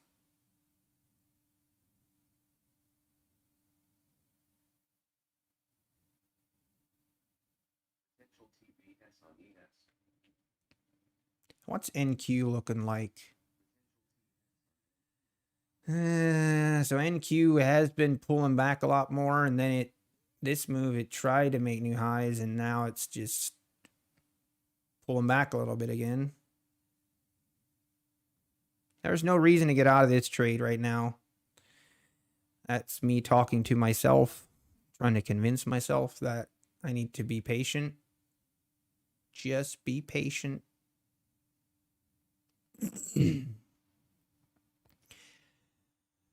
Here we go. Here's the pullback.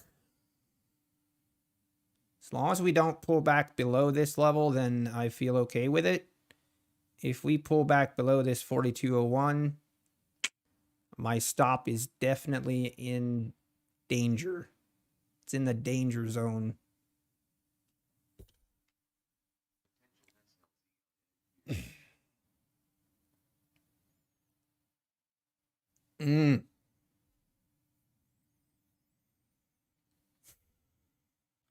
Hey,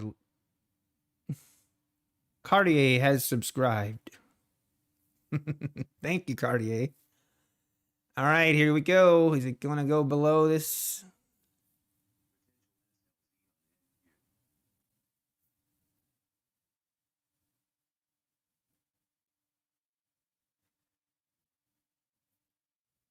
All right, come on now. This is the leg up where you do it.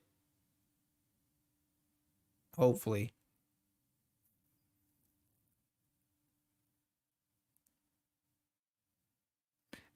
Oh, Patrick said price action will move above VWAP.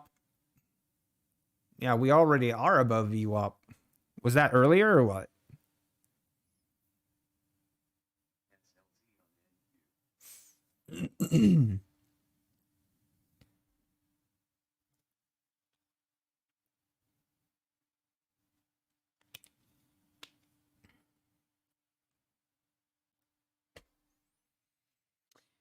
All right, come on. Need this thing to push again.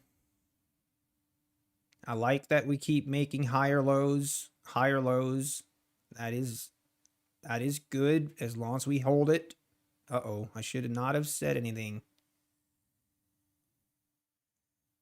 Man, this is... You're good, Cartier. I appreciate it. I appreciate you subscribing. That's all good.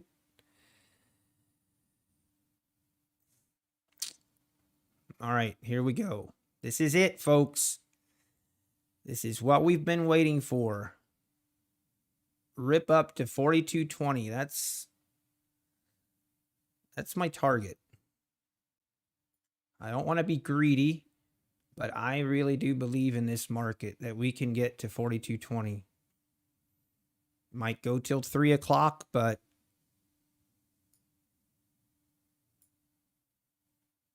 I have faith.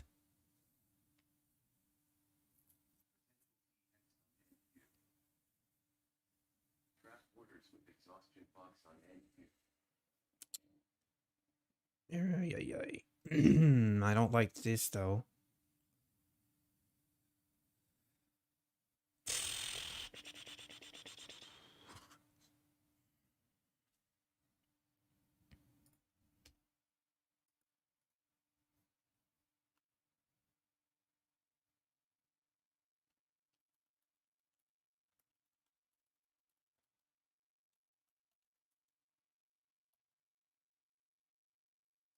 I'm just going to focus on my work and not even look at the market for a while.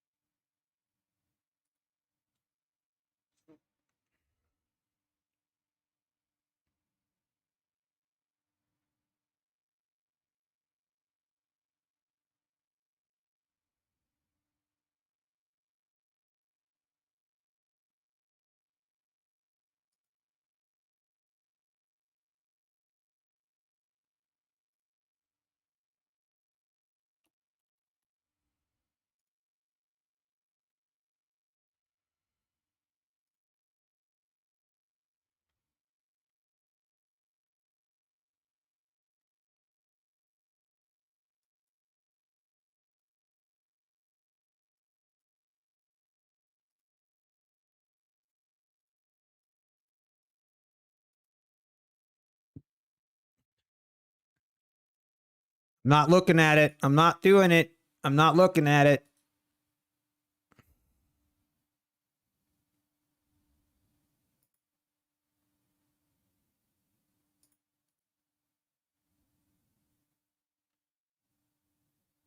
Potential TX on NQ.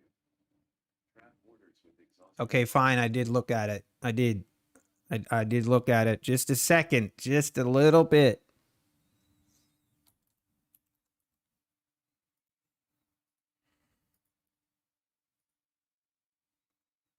Oh, man. This market's gonna...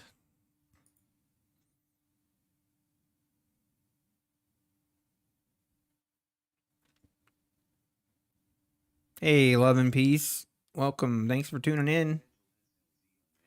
Seeing a lot of new names. I love it. I love it. Oh, boys. Okay, I'm looking at it. Okay, I'm looking at it. Now, need this thing to rip. Come on, you can do it. 42.20. I believe. I believe. You know what? I'm not looking at it. I'm not going to look at it. Not going to look at it.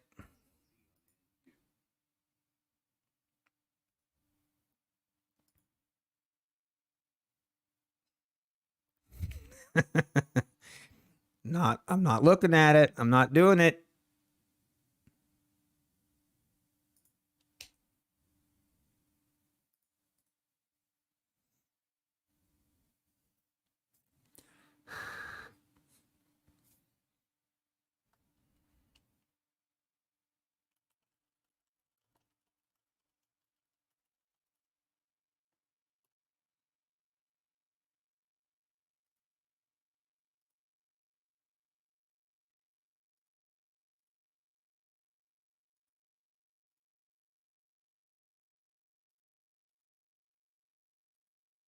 I'm not looking at it. I'm not doing it.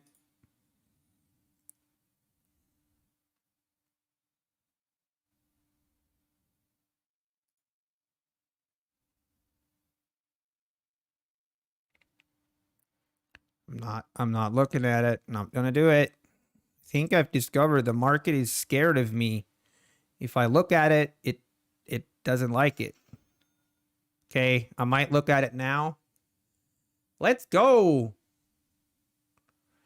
All right, boys and girls, 42.20. We believe. All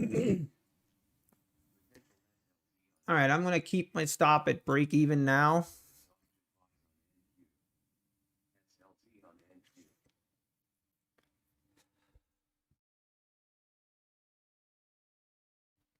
I might have glanced at it a couple times, just like, but it was a quick enough glance that the market didn't see that I was looking.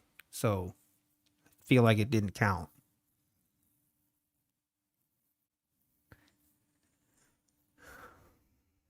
All right. If we push up to this 42.12-ish range, then I want to move my stop up to this 42.06 level right here. Actually, I think I'm okay doing that now. Hey, 42.20, let's go. Come on, baby. That's what I'm talking about. Now it's at a point where do I get greedy? I do expect to pull back here of some sorts.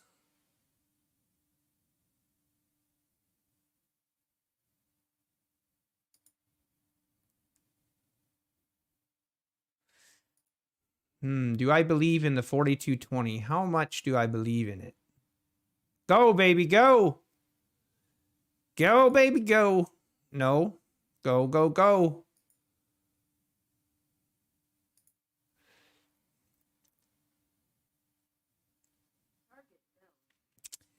All right, we got out at 42.12. We can always re-enter on another pullback. I'm happy with that. I am happy with that. Let's go. It took some patience. My patience meter was getting really close to red. That's what I need though. I need to push my patience boundaries. Now the next trade, I have a little bit of a bigger patience meter. But I think yeah, that was like 45 ticks on that. I'll take that every day.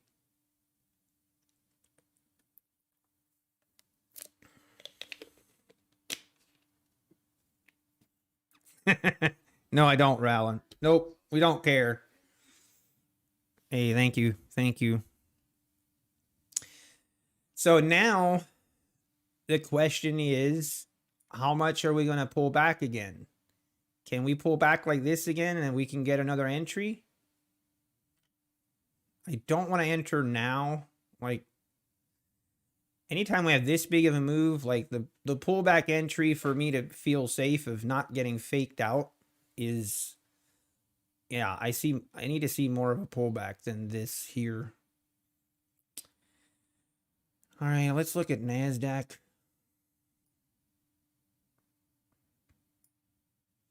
Man, that makes me so sad about this trade. Oh.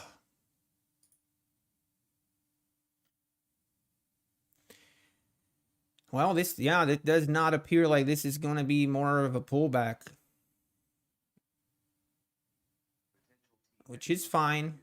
It's fine if it wants to go to 42.20 without me. That's all right.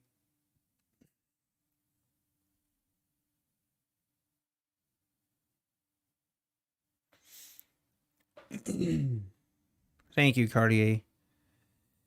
Yeah.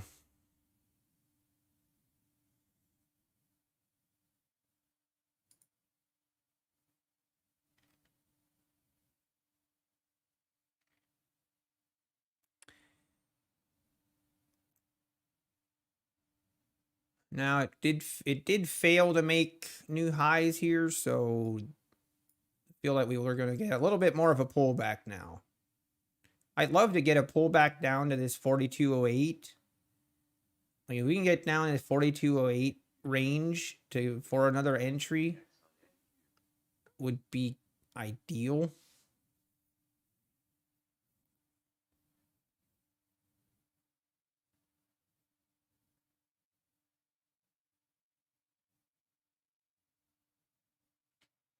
I'll wait. We'll wait. Be patient. Matterman, I know. I feel like I do better on ES2. And like some of you remember, I had a divorce from NQ about 3-4 months ago. And now we tried to get back together. And NQ promised me she wouldn't hurt me again. But here we are. She's doing it again. I got some trust issues with NQ. I thought we worked through them, but not sure we did. Okay, here we go. Pulling back just like we wanted. 42.07. Like if we can pull back to this prior resistance and then get a good entry long, be great.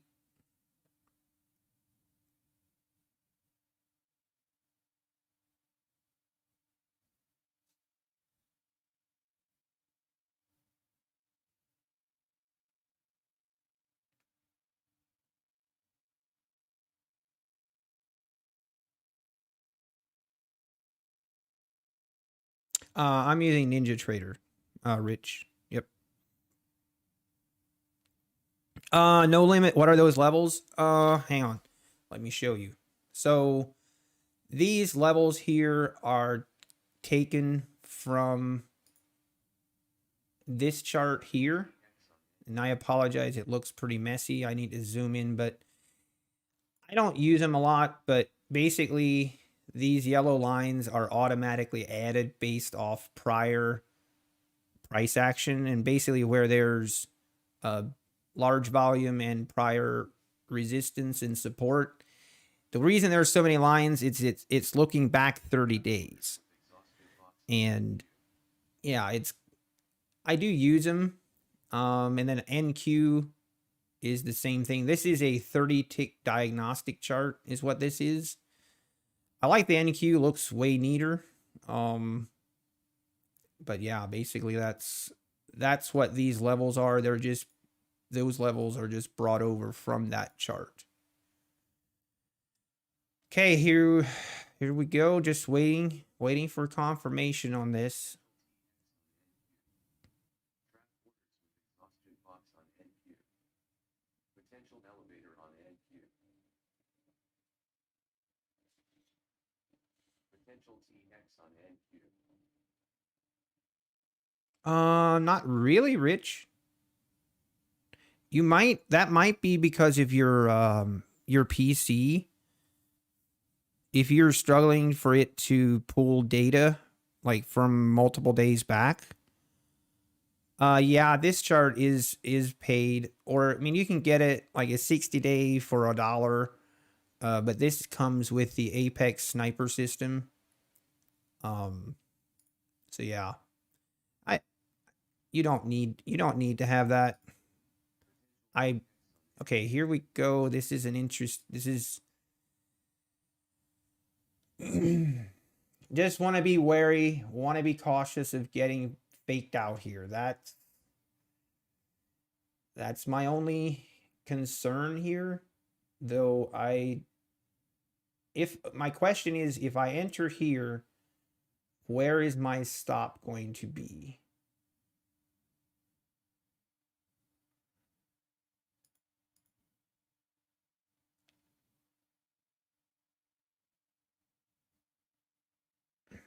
I'm going to go down to my, whoops.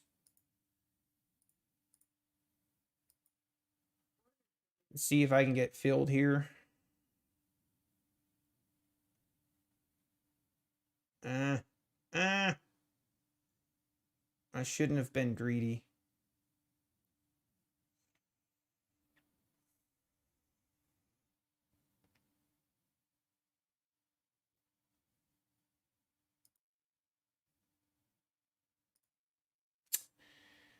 I might not get filled here. Come on. You can fill me. You can do it.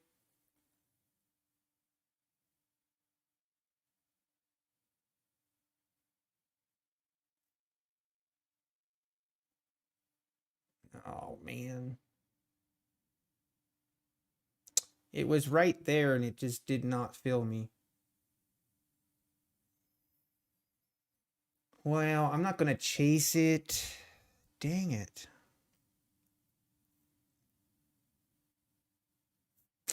Those are the times when I'm like, maybe I should just use market orders.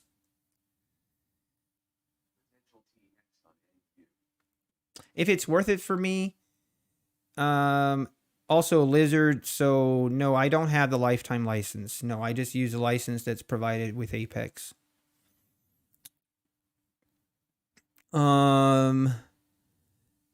Is it worth it for me, the Apex sniper?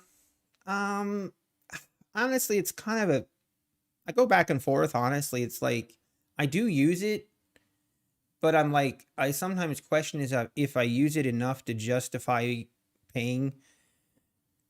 Like after your trial runs out, it's like $200 a month. I'm right on the fence if it's worth it for that price, honestly.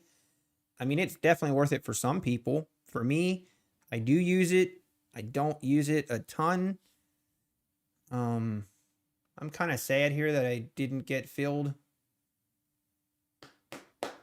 Man. I should have just... I hate chasing. I don't want to chase it, but... Obviously, in hindsight, I wish I would have just hit that market button instead of the limit. Oh well. We're not going to FOMO. We're just going to be patient. To the top of the screen? Yeah, sure. I definitely can do that. Here.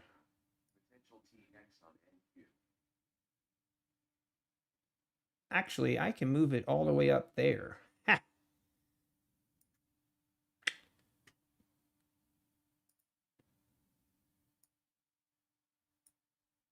That should be better. Yeah, I know, Rich.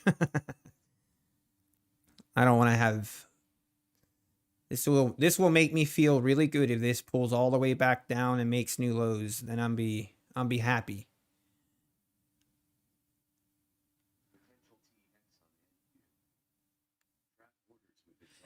Bobby, oh, you're asking lizard trades. Got it.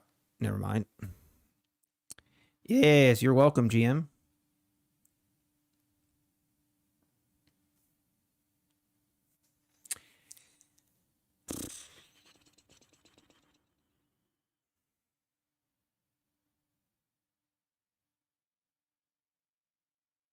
I trade micro, Gilo.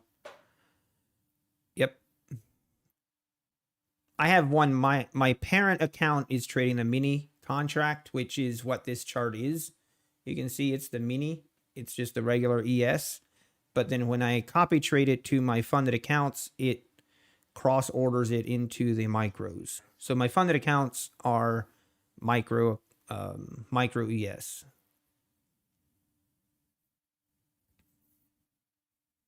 But man, I'm blown away. We have over 100 viewers, 113 right now. That is absolutely crazy. Thank you everyone for tuning in. I don't know how you guys found me, but here we are. Oh, we had a subscription I missed. Okay, I'm just definitely going to butcher this name. I'm just going to call you Vent for short. I hope that's okay. Thank you for your subscription. I appreciate it. What was my target for the new high? Originally, I'm still 42.20 is where I feel like if we look here, this 42.20 is kind of where my target is. We missed our re-entry here. Tried to get in and I didn't get filled. Didn't want to chase it. I'm okay with it. It's fine. I'm not going to have FOMO. Market, you're allowed to go up higher. I don't care. It's fine. That's what got you rich? Okay. Awesome. Yeah, I'm always curious how people find me. I mean, 6 weeks ago, I was streaming to an audience of 0. No lie. No lie. I was streaming and it was really weird talking to myself. But I did want to talk. Basically, like, my goal was obviously to use this kind of like a trading journal where when I'm in a trade or before I enter a trade, I want to talk out loud what I'm thinking, because when I go back and watch my trades, it just gives me an insight into what I'm thinking before and during and after each trade. And yeah, all of a sudden here we are. It's just crazy.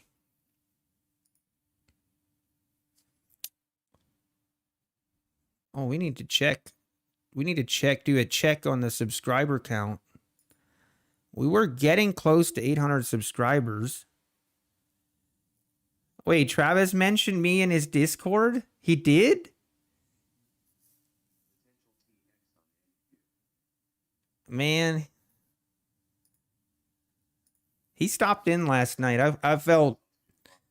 Oh, wow. Yeah, we're at 804 subscribers. Let's go, guys. You guys are rocking it.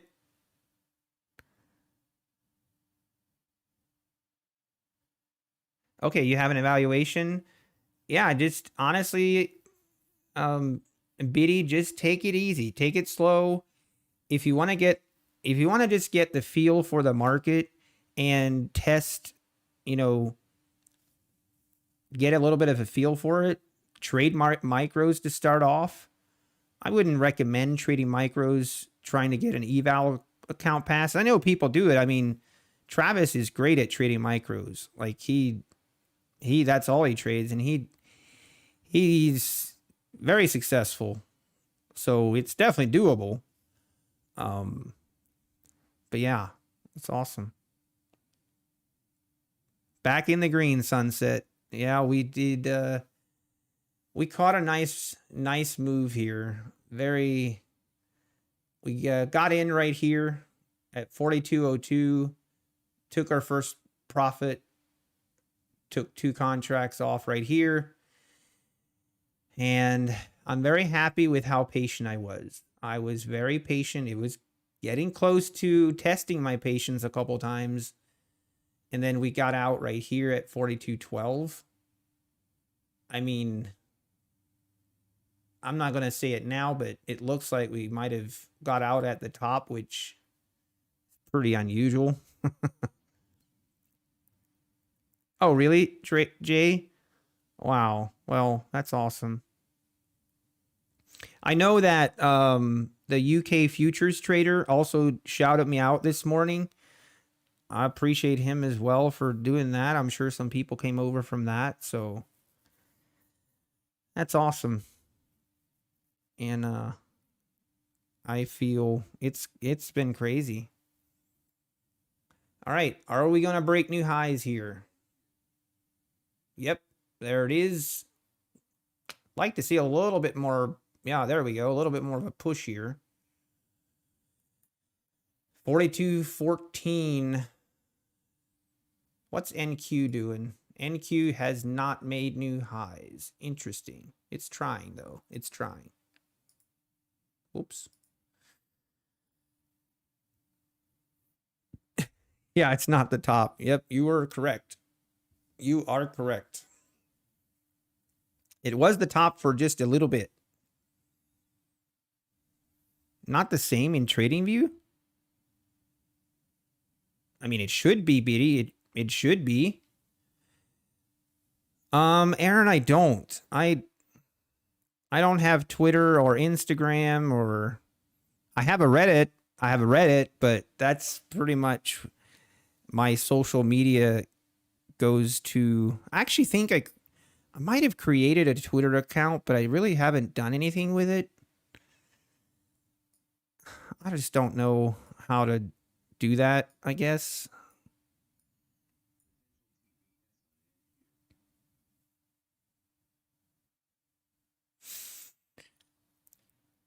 Hey, Alex, thank you. I appreciate that. That means a ton, Alex, because that was part of my reason for starting a channel as well, was just I just wanted, like, I was desperately looking for channels that were fully transparent and where there's just, I didn't want to have there be any doubt about legitimacy. And I mean, I think, yeah, it's hard to find. And I was like, what if why not do it? And it kind of all came together because then Apex, when I made the decision that, okay, I'm going to trade live, I'm going to do it, I'm going to create a channel, make it as professional as I can, and, do it also for my own journaling. But then Apex came out with a 90% sale on their evals, and I'm like, okay, I'm just going to buy a lot of 90% off, and I'm going to try and get to 20 funded accounts. And that's what we did. The rest is history. So this is interesting here. We did make new highs, but did not see the volume like we saw here or here. Now there's still time.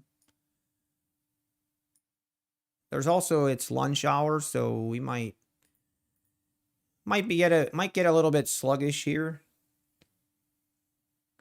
I'd love to get another pullback in an entry signal, or to get long.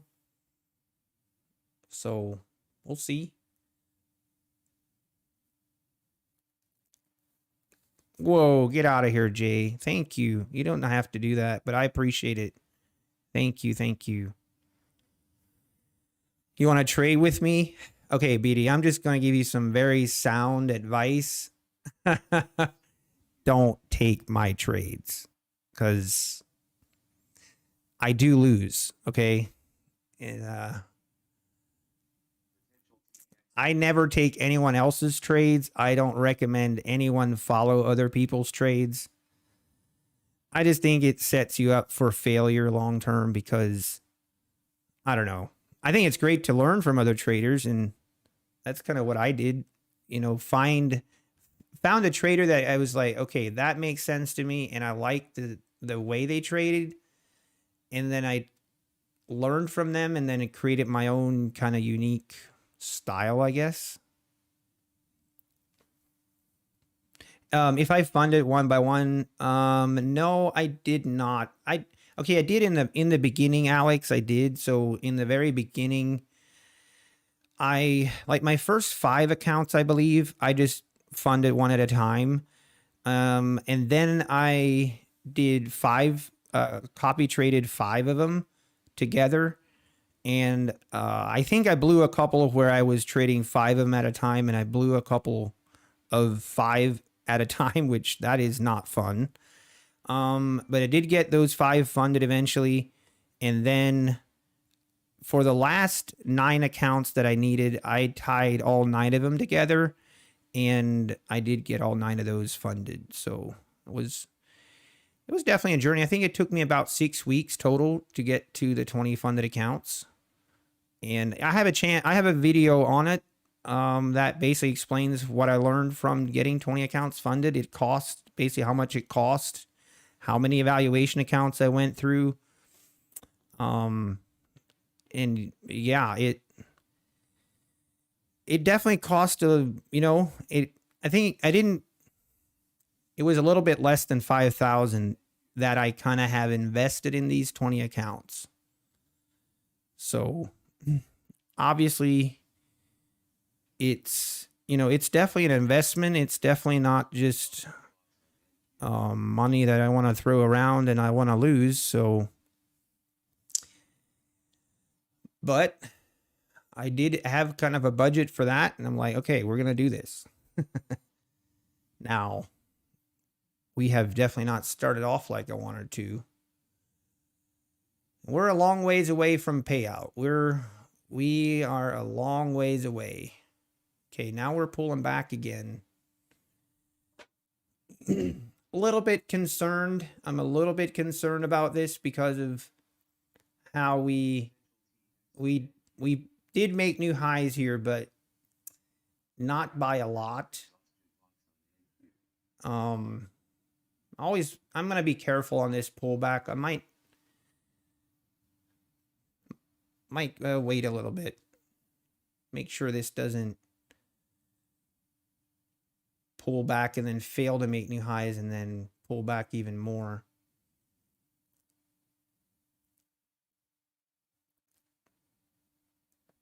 The other thing that I'm making mental notes here. But on this entry here, 4202.50 was my entry, and I hit my profit target here. But instead of doing my normal ATM strategy where I would take after my initial profit target, usually I would move my stop to break even. And if I would have done that on this trade, I would have gotten stopped out again right here. So that's something to take note of where, and I believe, who was in here?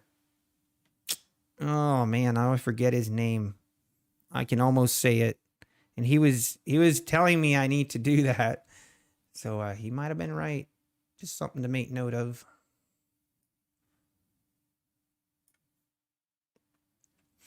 Hey, Bob, if I'm still long, no, I'm out of that trade. We took profit up here at 42.12. But we did get the runner. We did get him. Very happy with that.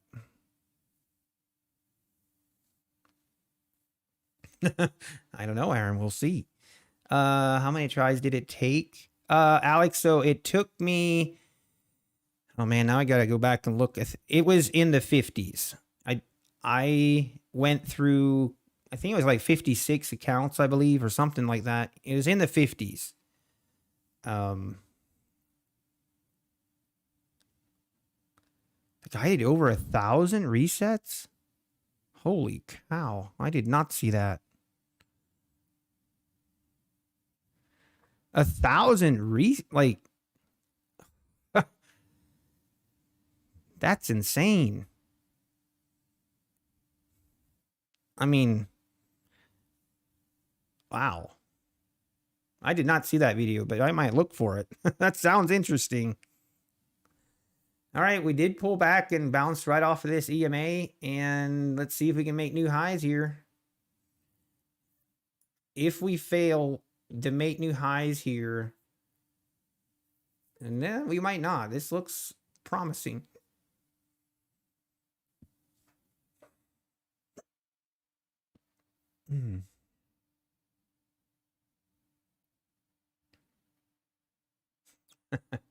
Hey, Doug, that's very true.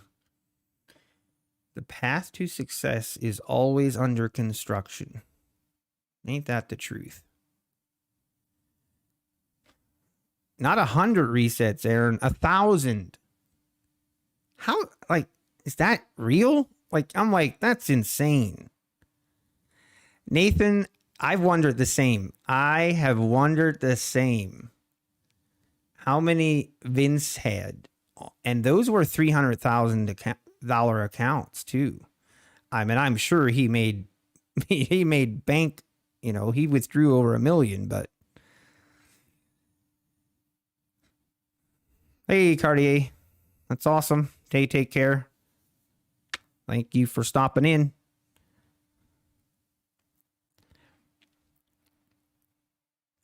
All right, did make new highs. Right now, this just looks like it just wants to keep creeping higher. So far, anyway, not really seeing any significant pullback. I mean, this pullback here was probably the most significant. What a man. Little bit say, hey, Esley Moreno, thank you for your subscription. Seth, thank you for your subscription. And Mitchell, thank you for your subscription as well. Let's go. Thank you. Man, we are 810 subscribers. That's crazy. We're going to be monetized soon. Then what are we going to do? I have no idea how it even works. I have no clue what I need to do. I need to do some research. See what I need to do. Does it, if I become monetized, maybe someone in chat knows, if I become monetized, does that affect you guys in any way? Like, will you start seeing a lot of ads? Or like, do I have any control over that? Most people have bought 300 evaluations. Are you serious, Aaron? I know, Omar. I know. Oh, you did, Steve. Okay, I saw that you were close. Well, that's awesome. That's awesome. Congratulations. How, like, I'm just very naive on that, but how does that work as far as, like, I'm looking at it from a viewer's perspective. Okay, so I can turn ads off. Okay.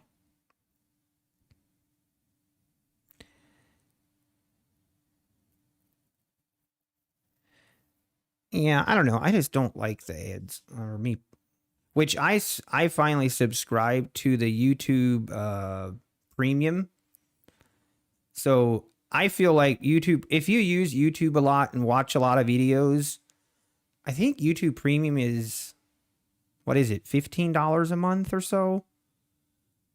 And it's like, that's some of the best money I spend every month, because the YouTube premium and just, you don't have to watch through all the ads is, it's so nice.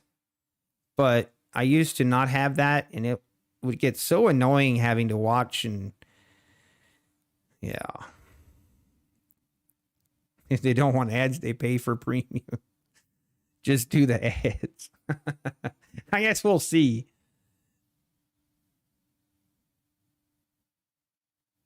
I mean, but man, going back to what you were saying, Aaron, like 300 evaluations, that I mean, in total, like in totality, since I've been with Apex, like just my funded journey was, different where I was just doing that. But I did like 9 months ago, right when I discovered Apex. And yeah, I went through a bunch of evals at that time too.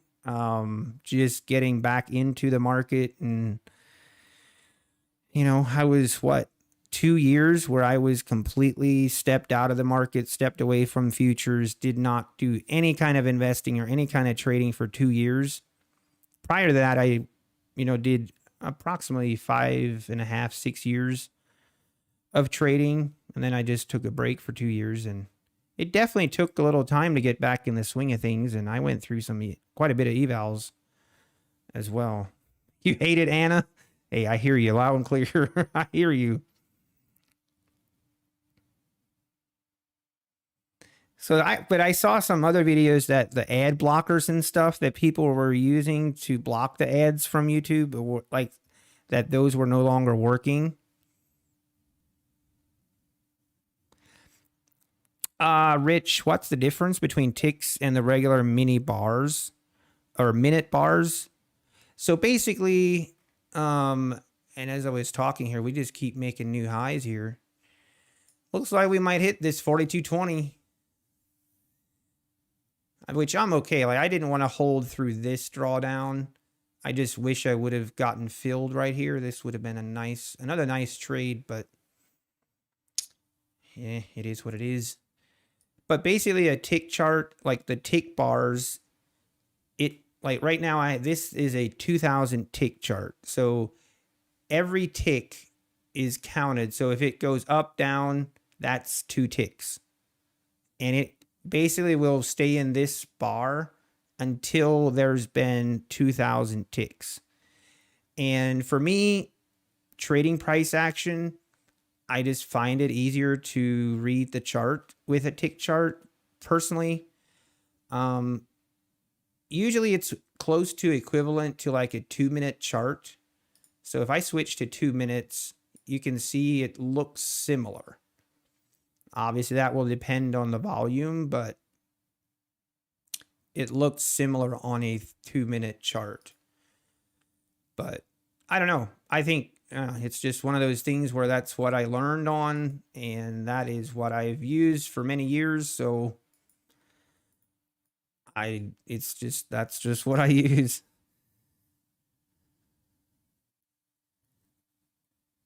Oh, I know, Aaron. I know. Very true.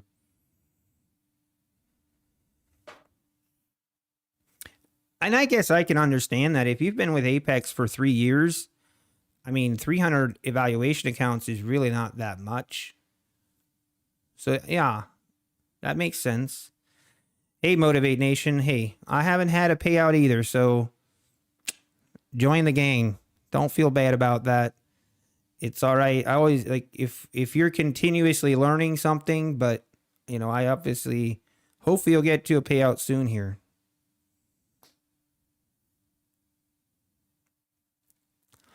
Nobody is trading ES. Come on. I'm trading it.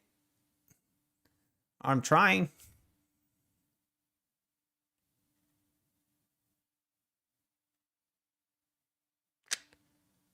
All right, what's NQ looking like? NQ is definitely lagging a little bit behind ES. ES has been making a little bit more of a move here since, 10:30 this morning.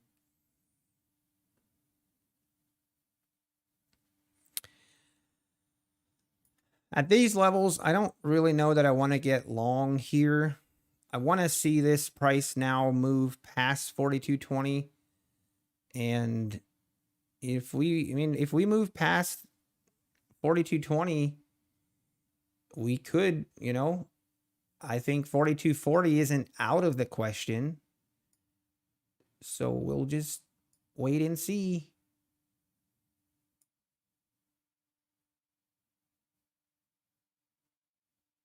I use the 14 and 21 EMA. That's always what I've used.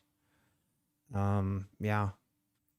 Patient trader, a tick chart refers to transactions, whether it's one contract or 100 contracts. So a 2,000 tick chart means there were 2,000 transactions during that bar. Right. Yeah, you're correct. Yeah, I guess I explained that incorrectly. It's the volume per bar, I guess, but let me think about. Yeah, it's the volume per. Well, it's not really, or maybe I'm misunderstanding it, but it's not necessarily. Yeah, it's the volumes 2,000 ticks, which would be transactions. Yeah, you're right, patient. That's a better way of explaining that.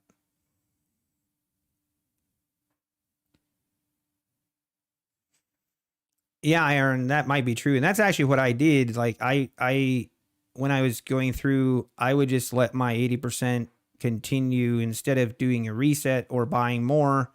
I would just leave it and then I would have more that next month. But I will say it was really nice. Like that is one thing I like is really nice with having 20 accounts. I went through once I have my 20 accounts, I just went through and canceled all my other accounts that were still open. And now I only have the funded accounts and I have this one evaluation accounts that's a $150,000 account. I mean, basically I just bought that so I can use that as my parent to my or my trade copier.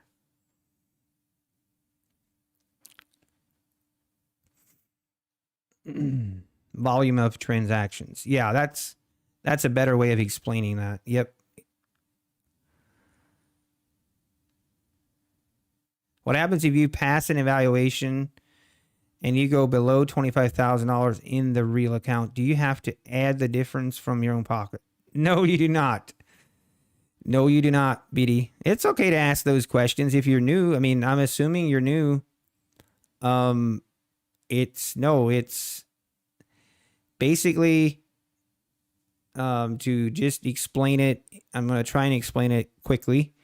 But when you sign up and you get an evaluation account, okay, that's just a sim account. That is not actually a live account. I assume you know that.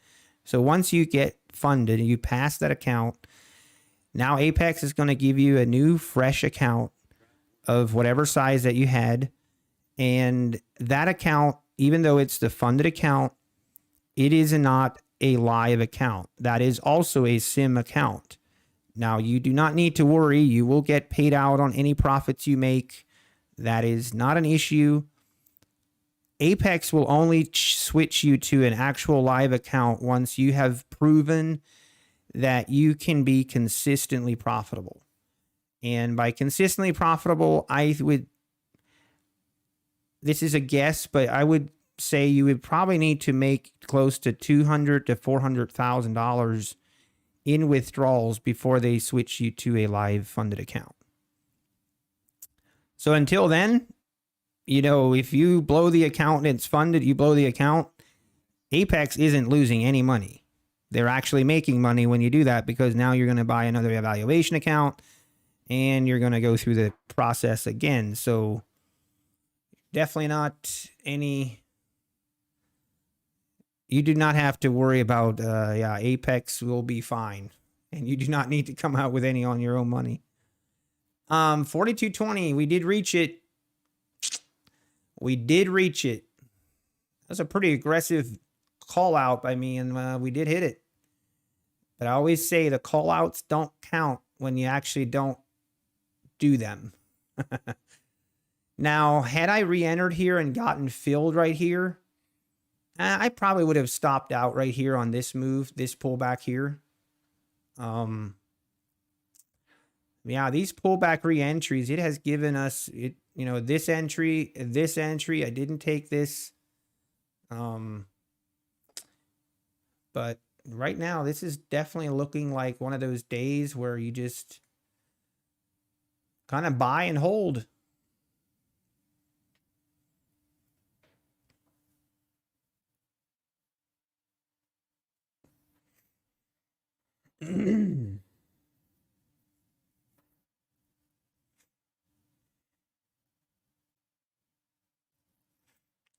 If it was hard to set up trade copier, no, not at all. It's actually pretty simple.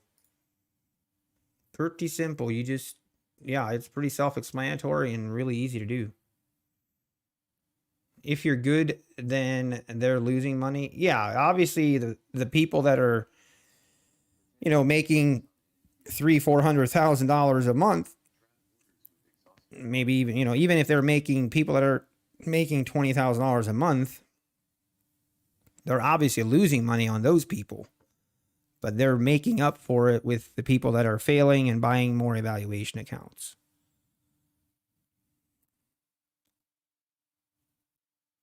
Yeah, that's exactly right, Biddy. If you lose, basically you are paying, when you pay for the funded fee, that is your payment to them to lose money.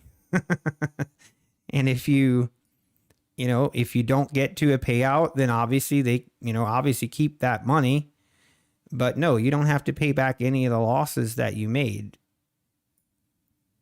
But if you get to a profit target and you request a withdrawal, that is totally your money and you will get paid.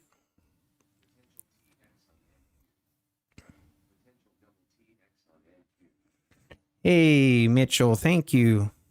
Man, it's been crazy, Mitchell. Thank you. How many times I do this a week on YouTube? You mean live trading? I do it every day. I mean, every day the market is open, basically Monday, Tuesday, Wednesday, Thursday, Friday. But yeah, on this account, all my trades are live, and I'm the only YouTuber streaming over 6 hours. Probably am. Yeah. I just, I don't see a reason to stop. I mean, if I see a good setup in the afternoon, then I want to be able to take it. And I don't want to take any trades off stream. So that's kind of why I just keep the stream rolling. And that way, I don't want to be starting and stopping stream every time I see a setup in the afternoon. Hey, love and peace. Very nice. 65 points. Holy man, you guys, some of you guys are insane. That's a large move there, love and peace. Wow. Great trade. Great trade. Congratulations. Yeah, very well said, Bobby.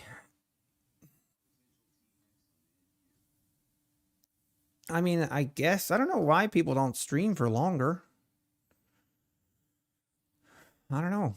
Honestly, and I feel like I've gotten kind of lucky with, there's been a lot of streamers, or at least streamers that I followed, that just in the past 2-3 weeks have stopped streaming. And I think a lot of the audience, obviously is looking for more streamers, and they found me somehow.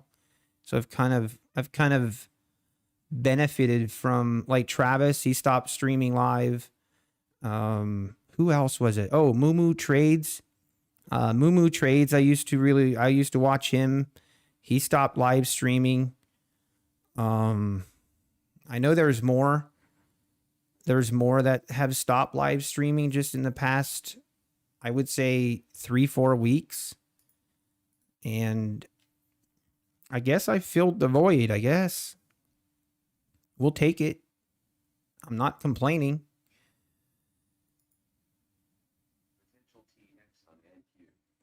It does. It does. Hey, thank you, Udis S. I think I'm saying that right, but I might not. But thank you for your subscription. I appreciate it. Honestly, it's helped. Like, I get just as much benefit from streaming as you do, because it helps with my patience. It helps with my mentality. And it helps with just me following my plan. I'm way more disciplined when I am streaming while I'm trading.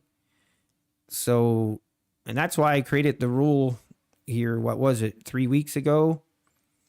I had that meltdown off stream and we lost, I lost what, $9,000 in one day. And then after that, no more trading off stream.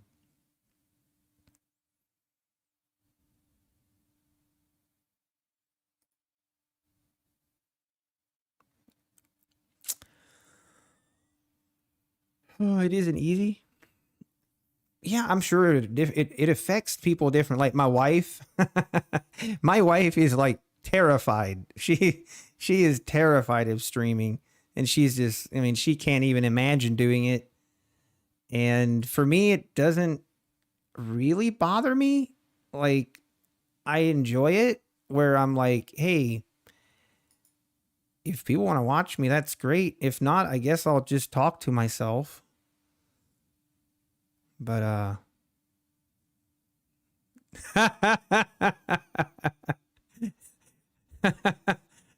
oh, Aaron, that's hilarious.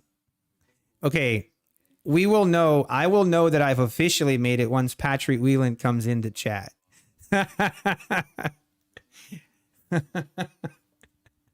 Or actually, no, let me take that back. If Patrick Whelan starts in his stream, Patrick Whelan starts going off about me somehow, but I don't know what he would go off about me, but I'm sure he'd make fun of me for trading micros and, probably make fun of me for trading Apex. I don't know what it would be, but if that ever happens, then I'll know I've made it. Then I'm like, okay, I've definitely made it now.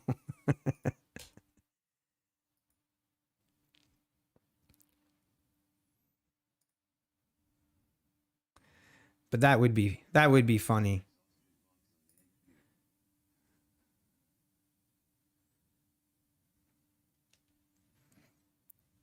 I didn't even have a chance to watch his live stream today. Did he? Is anyone? Was he live today?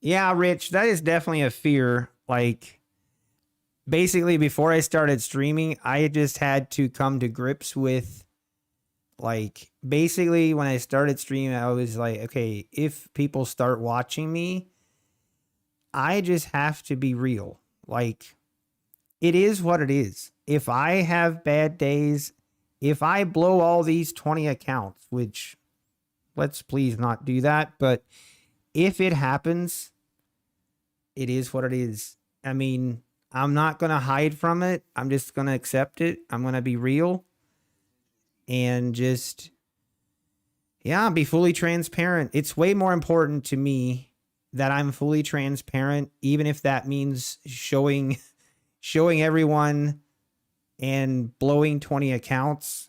I'm sure people, other traders, whatever, they'd say everything and they, call me a terrible trader and so on and so forth. But I would much rather be called a terrible trader than have someone question my legitimacy, if that makes sense. I'm like, it is what it is. So I've kind of accepted that before I started streaming where, hey, I know I'm not going to be perfect. I know I'm going to have terrible days and it's okay because I'm sure everyone can relate to that, to be honest. Like, there's no perfect traders out there. I mean, I guess maybe Patrick is perfect, but other than him, I don't really, people can relate to it. People are like, yeah, everybody's had bad days. Hopefully we have more good days than bad.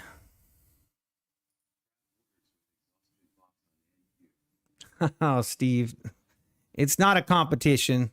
I kind of, I don't even know what to say. It's like, it's kind of humbling where I feel, yeah.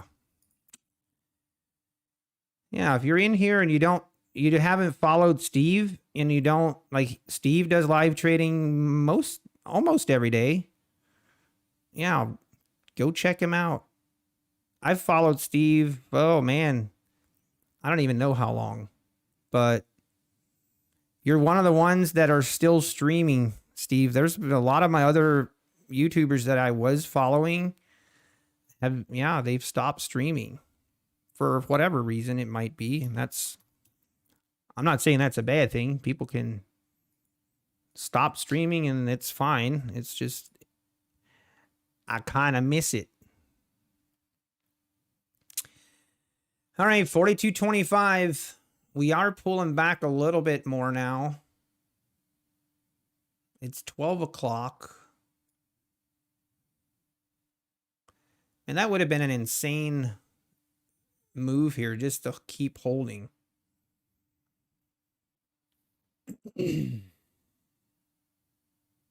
Expecting more pullbacks than this kind of makes me hesitant to enter at this level. We're right at the, I don't know. We definitely might see 42.40, 42.44.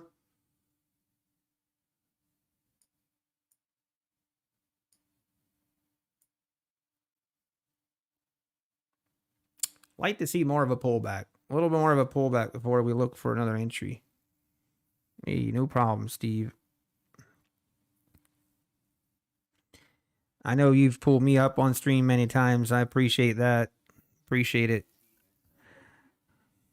I don't look at other streamers that stream as competition. It's a community that we can exist and be successful without competition. Oh, okay. Got it, Steve. How was your day? Maybe I already asked you, but how was your day? Oh, that. Oh, yes. The 1 minute. Yep, got it. Very nicely done. That feels good. How long I've been trading with Apex? About 9 months ago is when I opened my account. In the beginning, I didn't trade a lot. I traded a lot more seriously in a little, like 6 months ago. You think I figured it out? Okay, Steve, tell me.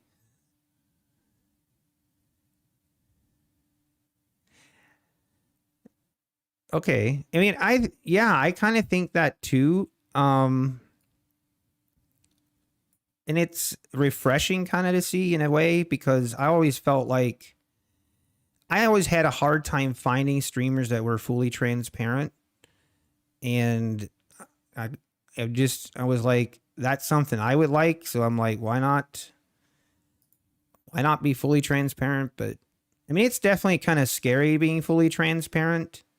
Like, it can get kind of scary because it exposes you, basically. There's no hiding.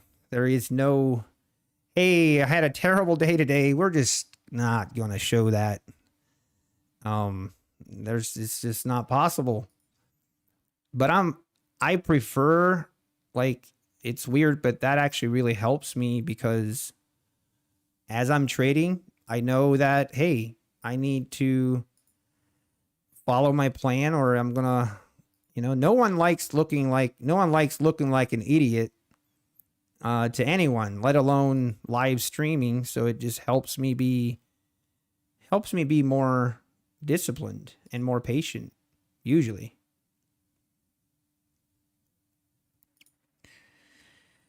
But anyway, you guys are flattering me. And the other thing I know the haters are coming. I know it, and I have to have a plan for how I'm going to deal with haters once they come, because they'll be here. I'm sure of it. It's like anything else, and once you put yourself out there, there's going to be that small group of people that, for whatever reason, just want to bring you down. And yeah, I think right now the plan is to just ignore them. He's polite. Oh man.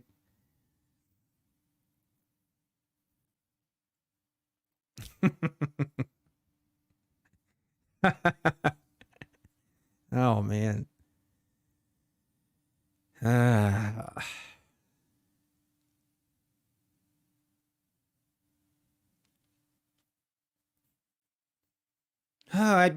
we'd be having such a better day today if it wouldn't be for this. I'm still having a little bit of regret on this trade. Oh man, mm, looking forward, not looking backwards.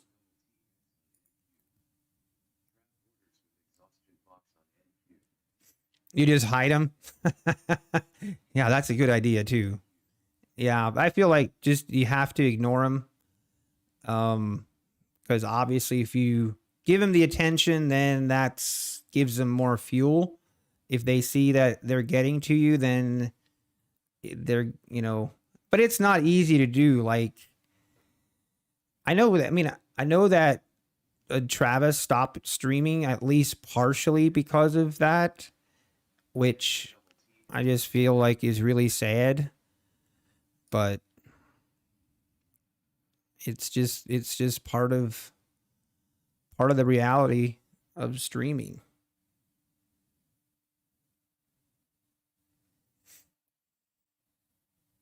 Yeah, Rich, I mean, that's, I'm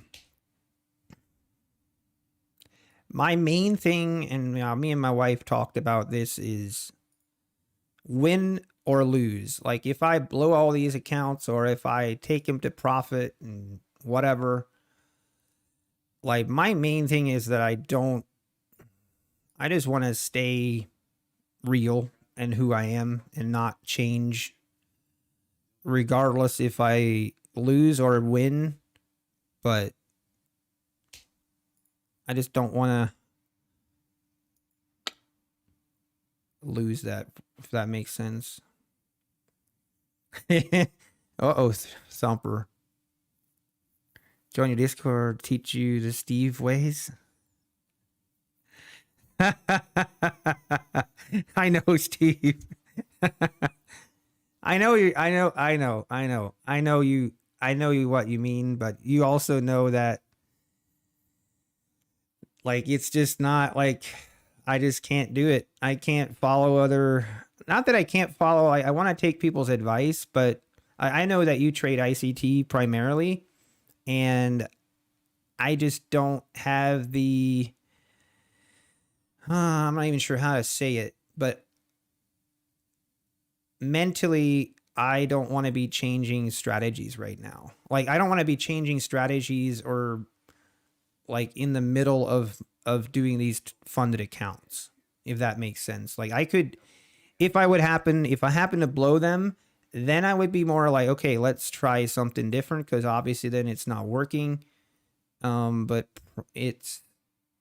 yeah, I'm sure you know what I mean. No, it's different.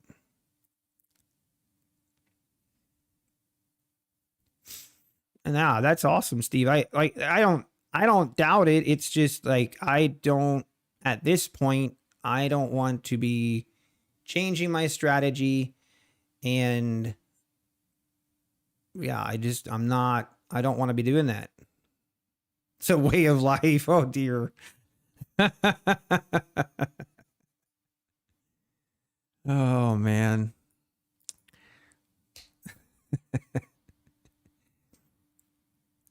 I know what you mean.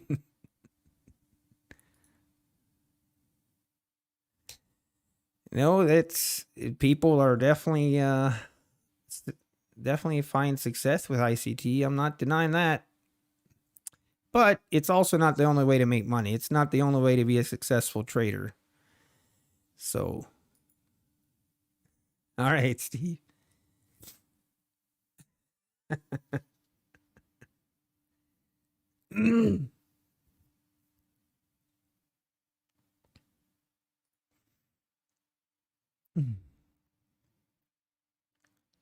Quickest way to know if someone trades ICT. Just keep listening. They tell you 5,000 times. No, but don't the problem I have with ICT is when it gets presented like it's the end all be all and the only way. Then I have an issue with it. Someone trades ICT and is successful doing it for them. I think that's great. I know there's a lot of people that do it. I think that's awesome. But do not represent it like that's the only way to trade. And I'm not saying that's what you're doing, Steve. No, you're good. You're good. I just, yeah, you know what I mean. When I say that, like, Jake, yeah, I think, yes, he did. He stopped streaming. I think it was 2 weeks ago, that he stopped.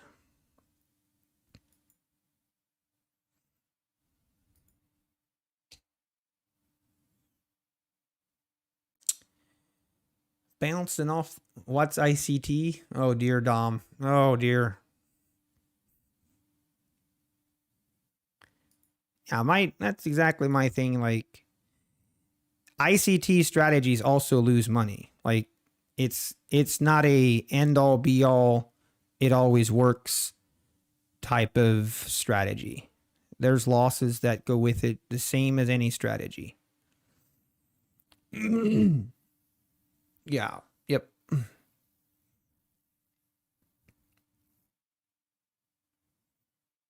That's why I would yeah, this is just my, take this for a grain of salt, but this is my personal opinion. I would have a hard time ever trading or teaching someone a strategy.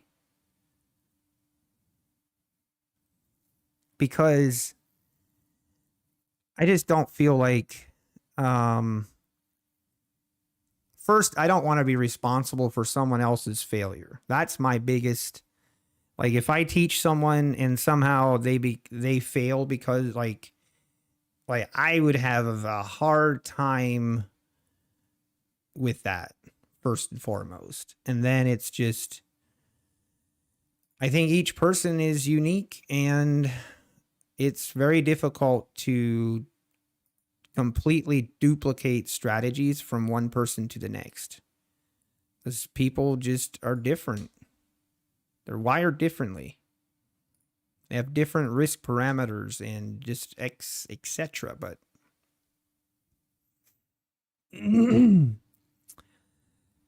no, you don't. Zamler, basically, once you pass your evaluation account and you become funded, Apex automatically cancels that account, so you won't continue to get charged for it.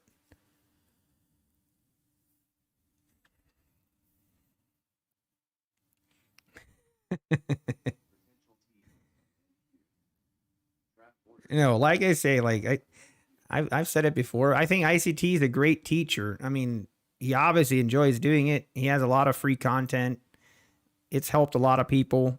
A lot of people enjoy it. I think that's great. I have no issues with it at all. It's just when those traders come along and represent it like this is the only way you can make money and represent it like it's a foolproof, you can't lose money if you trade this way, that's when I have issues.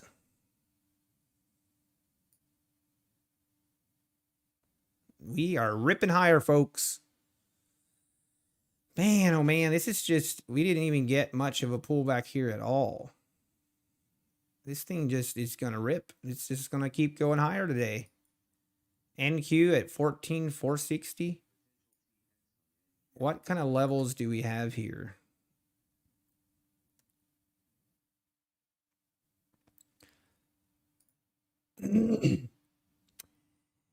We drew this channel this morning. We talked about it. If we can get above this 14,350 and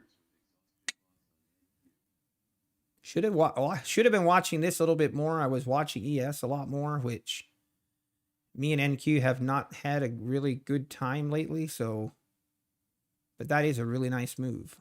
Really nice.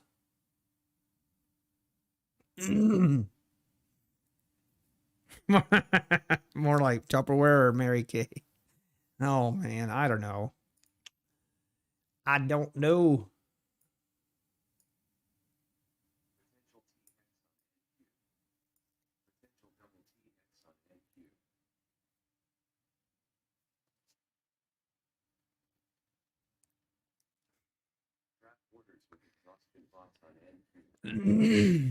Yeah. Yeah. It's fine, guys. It's fine. All right. I'm gonna watch ES today. ES seems to be behaving itself a lot better. Now we are pulling back again.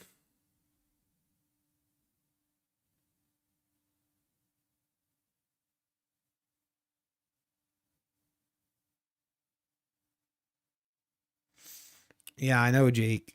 NQ is really great when you pick the right side of it and it rips. It's like, wow, this is like the best ride I've ever had. But that thing goes against you. Man, that thing can punish you in a hurry. Yeah, yeah, Grim. I've been there.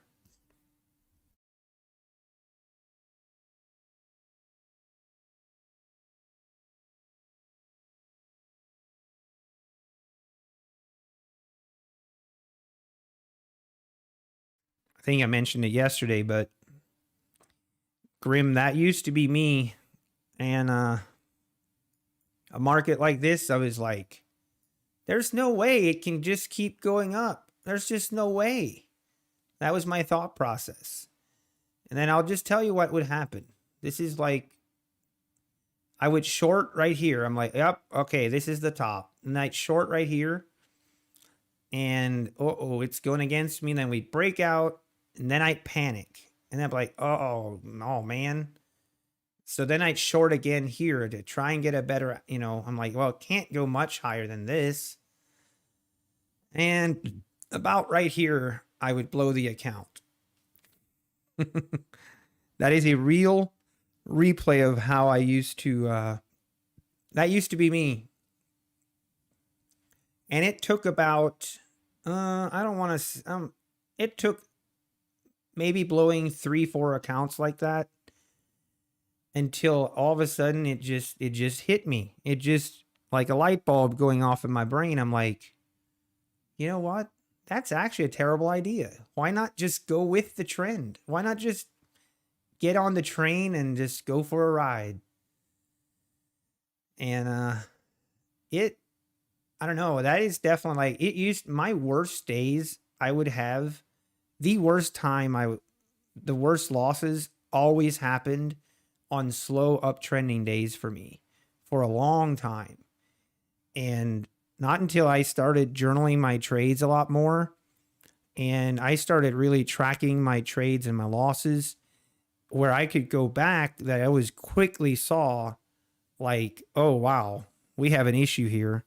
And then seeing that on paper really got my brain to switch gears to, hey, even though maybe I might miss a move, if I think this is starting to look like it might be reversing, I won't like I might miss out on a move, but I try really, really hard not to short while we're in this kind of uptrend. It's just not worth it. In my experience, that's just my 5 cents. So, anyway. Oh man. Went past. Oh, I see.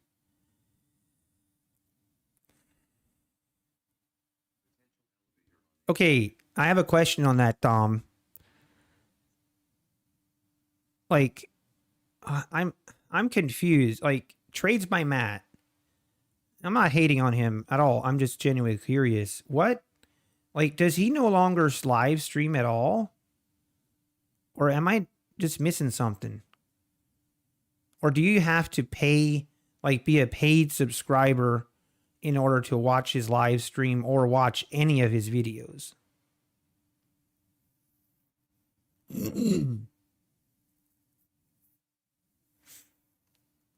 Motivate Nation. I did not. So when I was trading the trading or passing the evaluation accounts, I traded two mini contracts. I only switched to trading micros for my when I started trading my 20 funded accounts.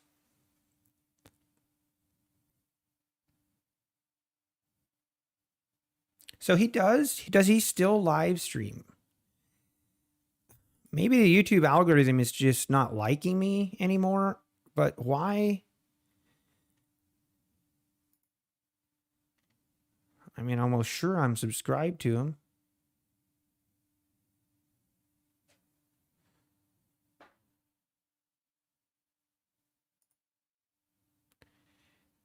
Like, but for me, he used to do like the daily videos, updates. The last video he's uploaded is 12 days ago. So he was live today. Love and peace. Oh gosh. He did stream today? All right, I just must have missed it.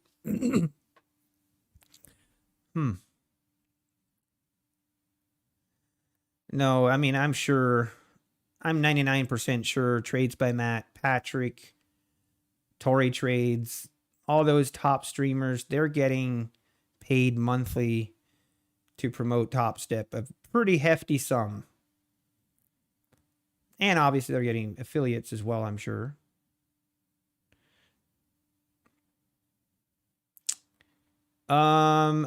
Yeah, there is. They did extend they extended the 80% discount sale. So because they had website issues, Apex website crashed yesterday for about half of a day, and the day before it also crashed. So yeah, Apex extended the 80% discount sale until June 12th. So you can still get 80% off. You're not too late. You know, and this is me like trying to be honest with myself. I'm like, what would I actually do if Top Step came to me and is like, hey, I'm going to give you, I'm just going to pick a random number. I'm going to give you $3,000 a month just to promote Top Step. Like, what would I do? I would like to think I would tell him to go pound sand, but in this industry, way too often money talks. Oh, Aaron, did she actually admit to it?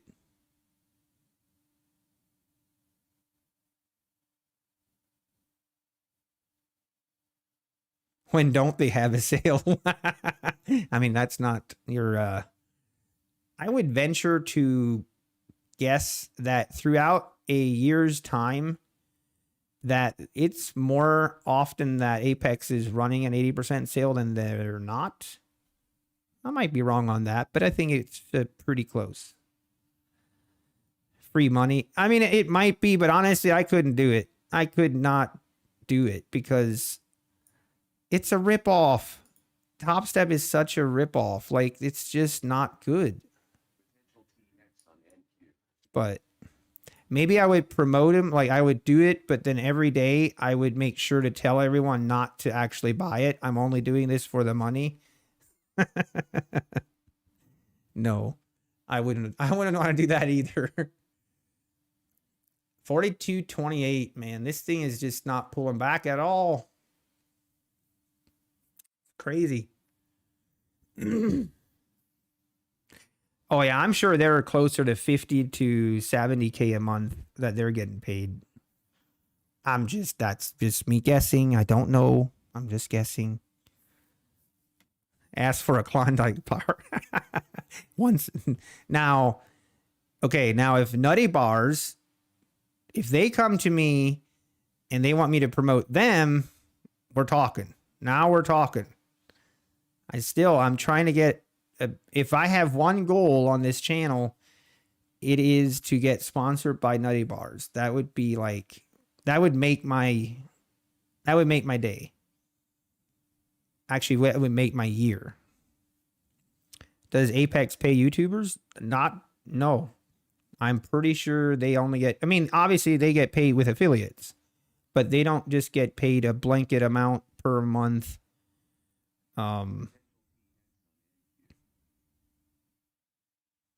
Does Apex offer trading S&P 500? I mean, not ES. They have a list of futures that you can trade, like the symbols that you can trade. Honestly, I'm not. You'll gain weight.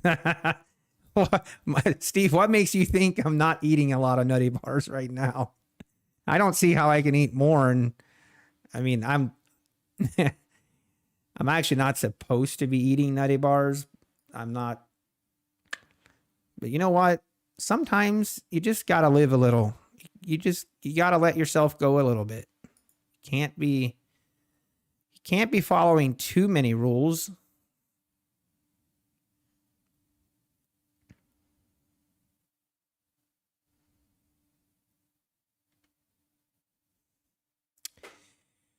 I'm starting to be convinced that we're just not going to get a pullback anymore. I was hoping during lunch hour we'd kind of just go sideways and a little bit to the, pull back a little bit. It's just not happening.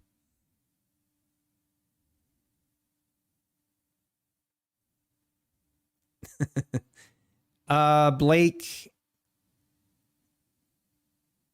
Wait, what's the difference, Patrick? Yeah, not ES. I mean, I think the SP 500 is the ES. So I'm not sure. Yeah, it should be. That's the same thing, technically. It's just the futures. What's the differ? ES is the... Okay, never mind. What do you think of... Or why do you think Top Step is bad? Blake, I mean, if I did a video on it, kind of going in detail and comparing Apex to Top Step in a lot of detail. But in a broad summary is the price is more than double and you have to go through 2 steps to get funded.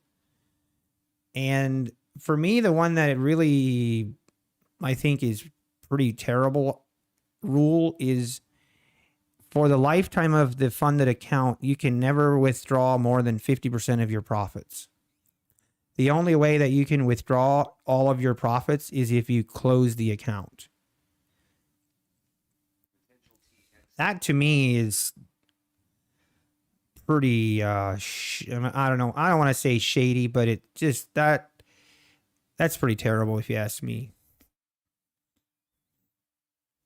Explain the name choice. So I've always loved nutty bars.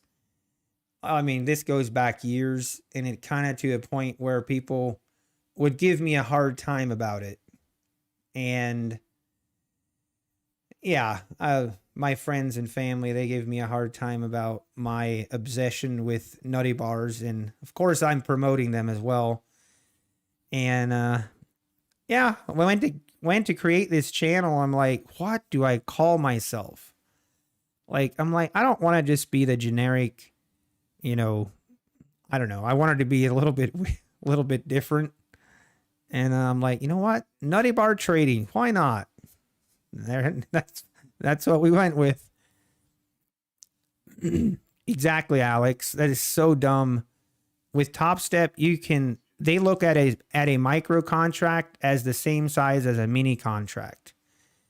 And yeah, I don't know. Watch the video if you want a full review of why I think Top Step is bad. And obviously look at the video and you can make up your own mind. If you understand fully the rules for Top Step versus Apex or whatever other, it doesn't even have to be versus Apex. Or, it could be against Buell Knox or UProfit or whatever. But if you fully understand both rules and you look at Top Step and you're like, yeah, I think Top Step is better, then go for it. But my opinion, it's not even close. They do not charge data after you pass the eval. Yes, they do, Trade. I just did research on that. Their data fees is $116 a month. So if you pass a Top Step account, regardless what size, you will get charged $116 a month, and you don't have the option of doing a one-time fee. Where with Apex, you can do a one-time fee of, basically $140, and you will not incur any more additional charges after that.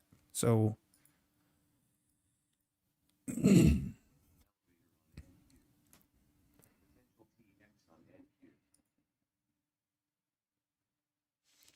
Bear, how Apex can afford to pay 22 million on year 2022? I hate keep just saying this, but I have a video on that as well. Basically, I kind of go into the weeds a little bit about how can Apex afford to make big payouts. That's the title. That's the title of the video, where I go a lot more in depth and explain, looking at how many evaluations they're selling, how many funded accounts they're selling, and you just compare that with how much they're paying out a month. Trust me, they are probably making close to $4 million a month in profit.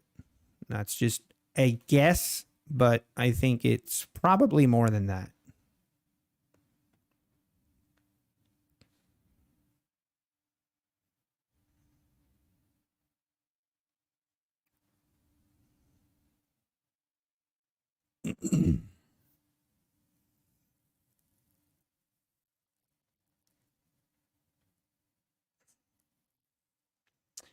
All right, now we are getting a little bit, so we failed to make new highs on this push, so we have pulled back a little bit more. I mean, I could just, I could enter here. This is where I just don't like entering at this, like, top of the range. I want more of a pullback. I'd like to get a pullback down to like 42.22 in this range, and then I would be more interested in a pullback. This is just not enough of a pullback to really interest me. Even though it might continue going higher, that's okay, but we're gonna wait. Be patient. NQ, really kind of the same thing here.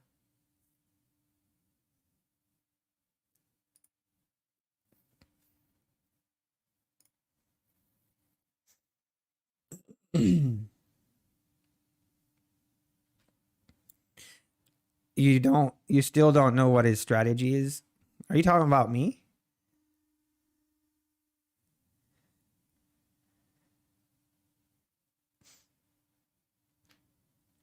Yeah, I agree, Alex.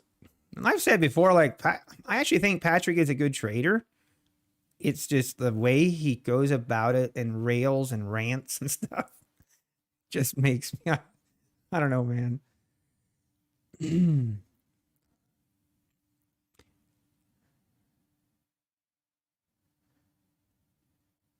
Oh, really? With the Little Debbie brand?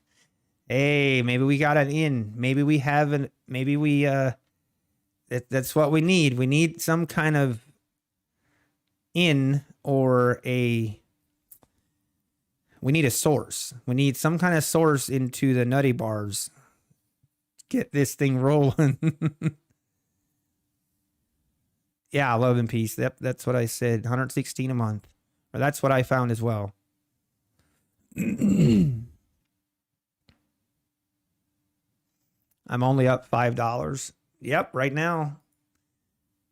What I trade, the micro ES.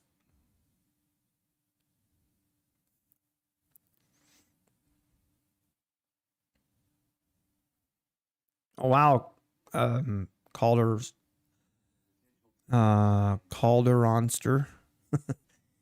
Very nice. You have a runner over 10. That's awesome.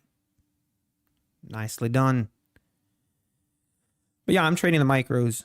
So obviously, if you come to this channel expecting, to see, $10,000, $20,000 days. I mean, I hate to disappoint, but that is probably not going to happen. I mean, I hope it does, but it's very unlikely. So, sorry.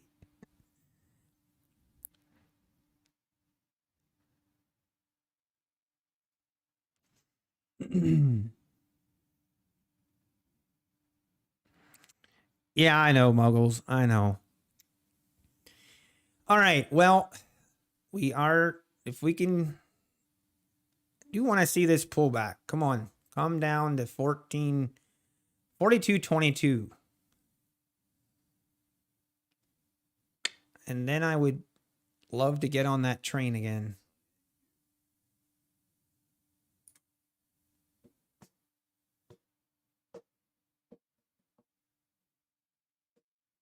Trap orders with exhaustion box on NQ.